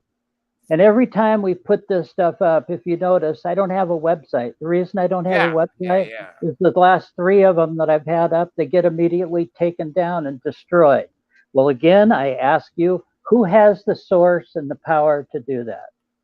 Honestly, it's people like you said that don't operate with the same laws we do. People that can make you disappear and records disappear as if you're an unperson, and people who operate with pure immunity, even when it comes to homicide. And by the way, let's talk about like Joe Biden. Excuse me. I said kind of like Joe Biden. Operating with, completely. Weaponizing everything. Totally against the United States Constitution. Oh God, yeah, I know it, and it's sickening. Don't get me started. I put up the picture again of the body, and this is where it's facing up. Clearly, if not the first examination, another examination where it's just on the foil. Okay, John, let me add something right here. Yeah. This photograph, I turned intentionally to show you what it would look like if he was upright. Yeah. When I took the picture, he was actually laying down because he was unconscious. The crazy thing about this is you see his eyes not only open, it looks like the eyeballs themselves are like they're looking at either you or something. They were. And another fact about, the photographs and the creature is you can't fake what's called the red eye effect in a photograph. It's where the retina reflects off the back of the eye, the flash or the light, creating a red circle. Okay. This is something that some of the photographic examiners, the professionals who examined the negatives and the photographs, said this is proof that it was a genuine creature, not a dummy, not a toy, not a prosthetic, that it was a genuine biological creature, because otherwise it wouldn't reflect the light in this manner. There is one very specific question that has come up every few minutes that I've kind of avoided, but might as well ask it as much as I really don't want to. I know you were railroaded in the Ben Hansen video, and the person wants to ask and has been continually asking, what about the Ben Hansen voice analysis deception? Well, it was bullshit. Exactly. That's what it was done as a graphic with the show. Yes. And again, here was a situation where I interviewed, and so did my team, members of the production company who later, after the fact, after the show was created, said, we're so sorry, but this had an agenda. They had an agenda to put you under the bus in this. A predetermined agenda to make you look like a fool. Well, I wouldn't let him do that. In fact, the final question is, he says, well, I just don't think you're telling the truth. And I said, well, we have to agree to disagree. Yes. There is something great I'm going to read to you. Again, this is from the chat. This comes from Ace7953. He says, stay safe, Dr. Reed. More people need to hear this from the horse's mouth. People don't believe with all the evidence you have provided will never believe anyways. Basically, the people who don't believe will never believe. And the people that clearly, a lot of them here, as I told you, so a lot of them are actually contactees, abductees, and have had experiences. And I have a very open-minded crowd, if you haven't noticed that. Well, let me just say this, John. Again, I appreciate the time and the effort you've made, and the time and effort people are making to listen. That's all I've ever wanted to do, was let people know what happened to me and let them see the facts and the evidence for themselves, and ask them, ask yourself that question, what would you have done? And again, there are a million things I should have done in a different order, but I didn't, because I didn't have a guidebook. I didn't have an explanation of what do you do when I find a body in the woods that's killing my dog. It just happened. I did what I did. and the rest is history. I'm not trying to persuade anybody of anything. The evidence and the facts Speaks for themselves. speak for themselves. Yes. And I have never changed that story since 1998 when I first started talking about it. I challenge people to go out and listen to the old Art Bell original interviews. Yes. And people have said, Art Bell said, and he drugged me over the coals trying to get me to trip me up. And even he says, this is an incredible story and it has the most incredible evidence of anything he'd ever seen. And he himself did investigation on the negatives and the images and the video. He got his own professionals to look at it, stating that it was genuine, that it was not any kind of Photoshop or anything else, because that just didn't exist. So the Secret Spaceship has given me another super chat. By the way, Secret Spaceship, I appreciate that, and that's why I bumped you to the front of the line and see that you have a question. It's a decent question. It's a good question, and one that shows that people are like your story and believe it. This is what it reads. He says, is Freddy an EBE, extraterrestrial biological entity? DNA is close to a sea turtle. Thank you. It's actually close to a sea turtle or similar to a sea turtle and a dolphin. When people ask the question, what is Freddy? This is how I answer it. Intelligent biological entity, that's what IBE stands for. Mm-hmm. He's an alien hybrid. He's an alien human hybrid. He mm-hmm. has human DNA as well as a mixture of others. Yes. We couldn't completely identify all of it, but what we found, for the most part, matched up to sea tortoise and dolphin. 46 chromosomes, just like us humans have, but 9 pairs were different. He has nucleated red blood cells, which is only found in sea tortoises, which is where they get the DNA from sea tortoises. So that's a unique factor too. That was figured out by people beyond my ability, who did their own research, who went out and looked into sea tortoise DNA and anatomy and blood. It was amazing how that came out. There are a lot of facts that were dug up, not from me, but from other people, just like your audience, looking into little bits and pieces of this case. So I challenge all of you to keep looking, keep questioning, but realize that there's some of us out here who are telling the truth, no matter what you read about the negativity on the web. Here's a comment from my actually former co-host from, it's been 7 years already. Johnny Webb, live in London, by the way. He's actually in London at 4:20 a.m. London time, watching live. And he says, I've always believed this case. There's a lot more comments like that. He did write a question, but I guess I could answer it on behalf of you, but I'll just read it to you so you could. He says, again, Johnny Webb, live in London. Dr. Reed, were you a believer before this event happened? Which never, never. I had nothing to do with it. I was a scientist, a medical doctor. I had no time to do this. I didn't even like science fiction. Yes, yes. So basically, no, I was not a believer. In fact, I didn't want to believe even after this happened to me. For a couple of years, I wanted to just denounce it. I wanted not to deal with it because it wrecked my life. Yes. I mean, it destroyed my life. People have to stop for a minute and realize this didn't just say, oh, my neighbor's crazy because he thinks he saw something. Yes. These people tore my world apart. They killed my friends and my parents. This has been tragic.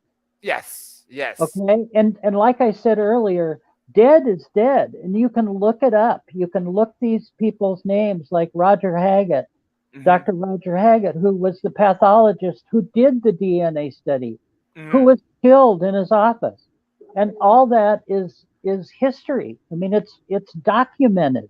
Yes. Now, I wasn't even in the country when they killed him. Now, there's we can go on for so many more hours. As you know, we've talked for hours. I've talked to your team for hours, and I've looked at Wait till you get the countless bill. hours of this. We definitely have to do it again. And if you don't mind, I'm going to wind down for a couple things. First, I want to tell everyone thank you, especially those who were super chatting and showing your support. I'm going to announce I the thank winners. you also. I thank your audience I, also. the pleasure is all mine and all ours. It's a privilege to hear from the horse's mouth and for you to provide all this evidence. This went exactly as I hoped. And yes, I know you got on a little late, and I had already started without you because we No, it's okay. were waiting, but you were still able to make it. Now, this is the people that I've chosen to win today. I base off people in the super chat. The Secret Spaceship, you are my first place winner. You win 2 books. One is called Skywatchers. It's an actual true story of a group of people who were contacted in the 50s, written as a novel. The second is one of Preston Dennett's newest books called Wondrous, 25 true UFO encounters. And then second place is going to be Mohawk Valley. And I think I scribbled the third word, and I don't know what it says. Mohawk, you are the other winner, and you received, it's very shady here. It's the same initial, the first book, the Skywatchers book. So both of you need to email me, and I'll put the email in there, or better yet, email my producer, and I will get a way to get these to you. Now, And John, yes. let me just say, if people really want to know how it happened, how Yes. the initial 9 days happened, read my book. It's a real easy read. It's not very big. Link, An Extraterrestrial Odyssey, available on Amazon Kindle. It's cheap. It's very cheap. I'm not making a fortune off of it, but people need to see that things were documented way back when. Correct. And I did actually try to get a copy here in time to give away, and I didn't, but hopefully we could arrange for a couple copies signed by you for the next one. And like I said, even before today started, this will take multiple times. So I'm going to count on you people Sure. to share this to your friends and family and everybody else. Put it out on Facebook and everything else. I will also put this on Rumble. This needs to be seen. That way, next time when I bring Dr. Reed on to tell the story beginning to end from the horse's mouth, tell details that we missed, especially since I'm the one who initially talked about the first few minutes and then the 2 videos. Next time I want him to do it. And then after that, if there's enough interest from everybody here, I will absolutely make sure we set up a show where you guys can actually ask him questions the entire time.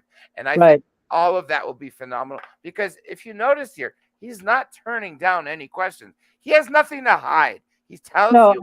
And there are things I don't know. There are things that I don't have an answer. Correct. And when you do, you say so. And that makes you more respectable, because anybody who says they have every answer, everybody, if just in case you ever run across one of those, they're lying. Nobody has all the answers. And the fact that Dr. Reed is humble enough just to admit that is my hat's off to him. Because just to reiterate one thing, and I want to make it clear. Sure. I don't think I did make it clear. Freddy, the alien, is benevolent. He totally is benevolent. In fact, he's saved my life regarding the 2 reptilians that tried to attack me in my friend's backyard. He eradicated them. He eliminated them. He killed them. 2 8 to 10 foot reptilians that threw me across their lawn. Yeah. So he's definitely a protector of me. I think I have become his pet project by osmosis. Maybe that's all the superiors will allow him to do now, since he he got caught by a human, so to speak. Do I think it was arranged? Do I think it was destined? No, I think it was circumstances beyond his control, beyond my control. That I met him, that I saw him in the woods, that my dog attempted to stop him defending me. Correct. Okay. I have forgiven Freddy. I Yes. have actually tried to forgive him for killing my dog because I have thought it through over and over again. And I understand that under the circumstances, it would be like a wild animal attacking me. Yes. He had to do what he had to do. Yeah. Fight or flight. And I had to do what I had to do. correct. And one thing we didn't get a chance to talk about today. We'll save for next time to go into detail about it. But just briefly, when you're interacting with Freddy over those 100+ times he's seen you since, it's all telepathic, right? It's a voice in your head. His mouth is not moving. Yes. And doesn't he only, when you ask a question, tell you 75% of it, and the other 25% give you riddles to make you figure it out on your own? And a lot of it is geometric shapes and colors and sizes that at the moment don't have anything to do with the context of the words, but yet later on there becomes a relevancy to that. Yes. So over the last 27 years, I've actually developed a language dialogue that I can pretty well understand what he's getting at nowadays, compared to in the beginning, it was one word out of 50. But now I can pretty much discern what he is saying. He's interested in my emotions. Yes. I don't think they have emotions. That's something that's either been bred out of them or whatever you want to say. Gotcha. But he is most curious of my emotions and why I feel the way I do, why us humans feel the way I do. By the way, over the last week, all of the extraterrestrials have been focusing in on our world because all of the humans have been feeling this emotional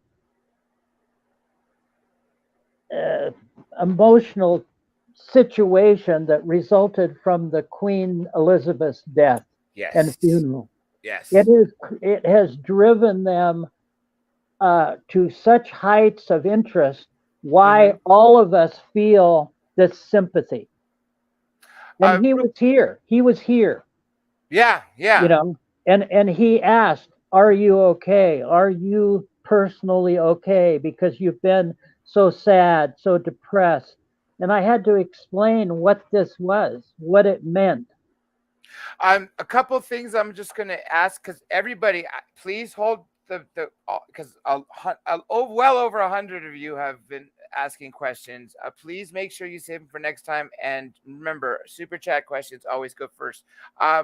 Someone briefly asked, and it wasn't the only person, can you say the name of your book again? And for everybody interested, it's going to be in the description. Give me an hour after we end, and I will make sure it's there. So briefly say the name one more time. The name is Link, an Extraterrestrial Odyssey, the true story of first contact.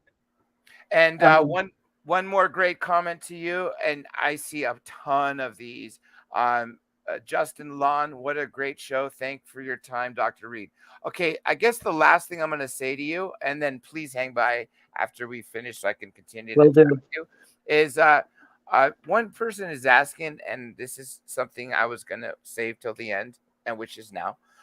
What now? What's the next step? Of course, I'm going to do what I can to keep telling everybody this. And let me tell everybody out there paying attention. If you know somebody who's a game changer, like Elon Musk, or have a connection to someone, put this in front of them. Put Dr. Reed's case in front of them. And if they're truly interested and want to help on a massive level, then I will tell that to Dr. Reed. And again, John, for those who didn't hear me, most recently, I've been invited to present my case, my At Congress, evidence right? at a convention or a congressional review panel in Washington, D.C., where they are gathering more information, supposedly, to go along with the Tic Tac information. Hmm. Do Yes, I think it's all legitimate? Mostly. Am I going to be extremely careful before I walk into anybody's room? yes, Absolutely. Will yes. I take people with me who are armed and dangerous? Absolutely. Yes. Okay. Well, So I I will tell you one thing. I mhm. have gotten smarter over the years because of the people I surround myself with. Yes, and they're like I said, and I mentioned through this because you gave me permission to. These are all special forces people that have devoted themselves to protecting Dr. Reed and the truth. And my hats who off to those who people who I because couldn't begin to pay. I could yeah, not yeah, begin to afford, and they have dedicated themselves because of either one of our team has gone out and talked to them because they knew them in the past, because of these people just getting out of the service and needing to have something to dedicate themselves to yes, where they know it has a value. These yes, people lose value when they get out of the service. People just dismiss them, which is a yes. tragedy in itself. It really is. It really is. Uh, we've gone about well over 35 minutes after the scheduled time, but that's totally fine. Like I said, this is not the first interview, and while I let you say your final words and I thank people, I'm going to leave up the a clear shot of the obelisk. So, Dr. Reed, thank you so very much for the bravery of coming on and telling us this. I think the timing was right to do it in 2022. Obviously, things have changed drastically since you came public in 98 to now in the 24 years. We have acceptance almost across the board. I think I cited these numbers to you the other day. Well over 60% of all humans on this planet believe we have been visited at least once in the past or present by a non-human intelligence, most likely extraterrestrial. Right. I And now think, you've been visited by me.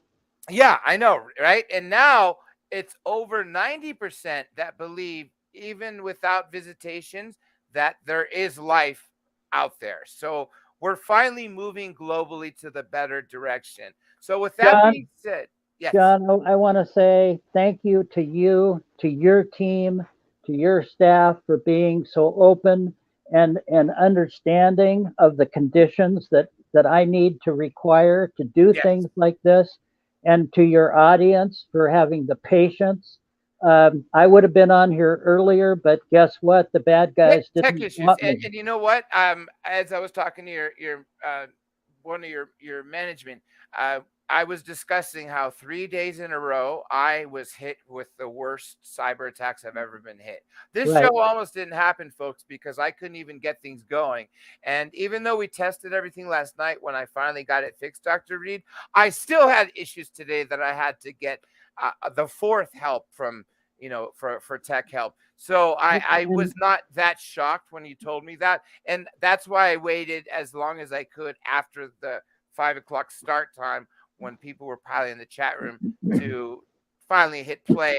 And I was very hopeful that you were able to get through, and you did. So even and though yes, to your audience, John, you guys are the heroes for yes, allowing me to come into your head, to give you what has happened to me and to process it. You yes, guys are the heroes. You guys are the patriots. I salute you for listening. I yes, appreciate the input you give to me that people have given to me for 27 years. I was not the expert. I'm only an expert on what happened to me, yeah, nothing more. And I've never pretended to be, okay? I've met a lot of really dynamic people who have had tremendous experiences over their lifetime. We have shared ideas. We have basically cemented ideas that a lot of these things that have happened are synonymous with these kinds of experiences. We aren't alone in the universe. There is an alien presence, no matter what. It is both physical and dimensional, ultra dimensional, and they're here to stay. We are a project for them. There's no denying it. What all the details of that project are, I don't know. I know a little bit about it. After learning about it from 27 years, I know where he came from, I know why he was here, and I know what he was doing. But again, another show for all of that. Yeah. But let me say thank you. Thank you. God bless everybody. Yes, they believe in a supreme being for all universes. Again, they believe in one supreme being for all universes and all life. All life has spirit, all life has energy, and all life has soul. That's coming from their mouths. Thank And you. again, this is something I've also heard, as I told you, from Clifford Stone when he asked about do they believe in God, and the answer that they gave him, I believe it was in the early '60s, was yes, we believe in a creator, one creator that created all of us. But what you guys believe, I think they were talking about the different teachers on this planet, is not necessarily right. Again, I'm paraphrasing, but he said, but you're all on the right track. Essentially saying we are close to what the truth really is, but still have some things there. Anyhow, there is so much more to say. I promise you guys there will be a minimum of 2 more shows with him, and I will tell this story as long as it takes, and as many times as it takes, and most And I will importantly, tell this story as long as I live. thank you. And my true goal is to make this case so well known out there that people with some resource that are willing to do something, maybe some defectors, whistleblowers from the deep state, people are maybe defecting and do something to finally get this to where the status it needs to be. So Hey, that's my true goal. here's a challenge for you, John, and your audience. Start asking at some of these conferences that you go to, start asking, how come you don't have Dr. Reed come and speak? That's a good point. And as you know, I've spoken at quite a few, and I still speak to the promoters all the time. I'm going to ask that because you know what? 2 decades plus is quite a long time. So, with that being said, like I said, hang by everyone in the chat. Thank you so much for your patience, especially when I asked you to hold off for your question or I left it up for 10 minutes. And let me give a shout out again to the super chatters of the night. Of course, my number one moderator, Rockstar, the super chatter twice, the secret spaceship. Again, please contact me. You'll see everything in the email so I can get you your 2 prized winning books. And of course, Mohawk Valley. I don't recall the rest of it. You too. Thank you for your super chat. And also, please contact me for your free book. With that being said, tomorrow, if you're seeing this live, be here for Neil deGrasse Tyson. It's only going to be a 1-hour show. If you're seeing this after it's live, just know to be looking out for that episode as well. With that being said, this is Dr. J signing off with my dear friend, Dr. Jonathon Reed, and we'll catch you all on the flip side.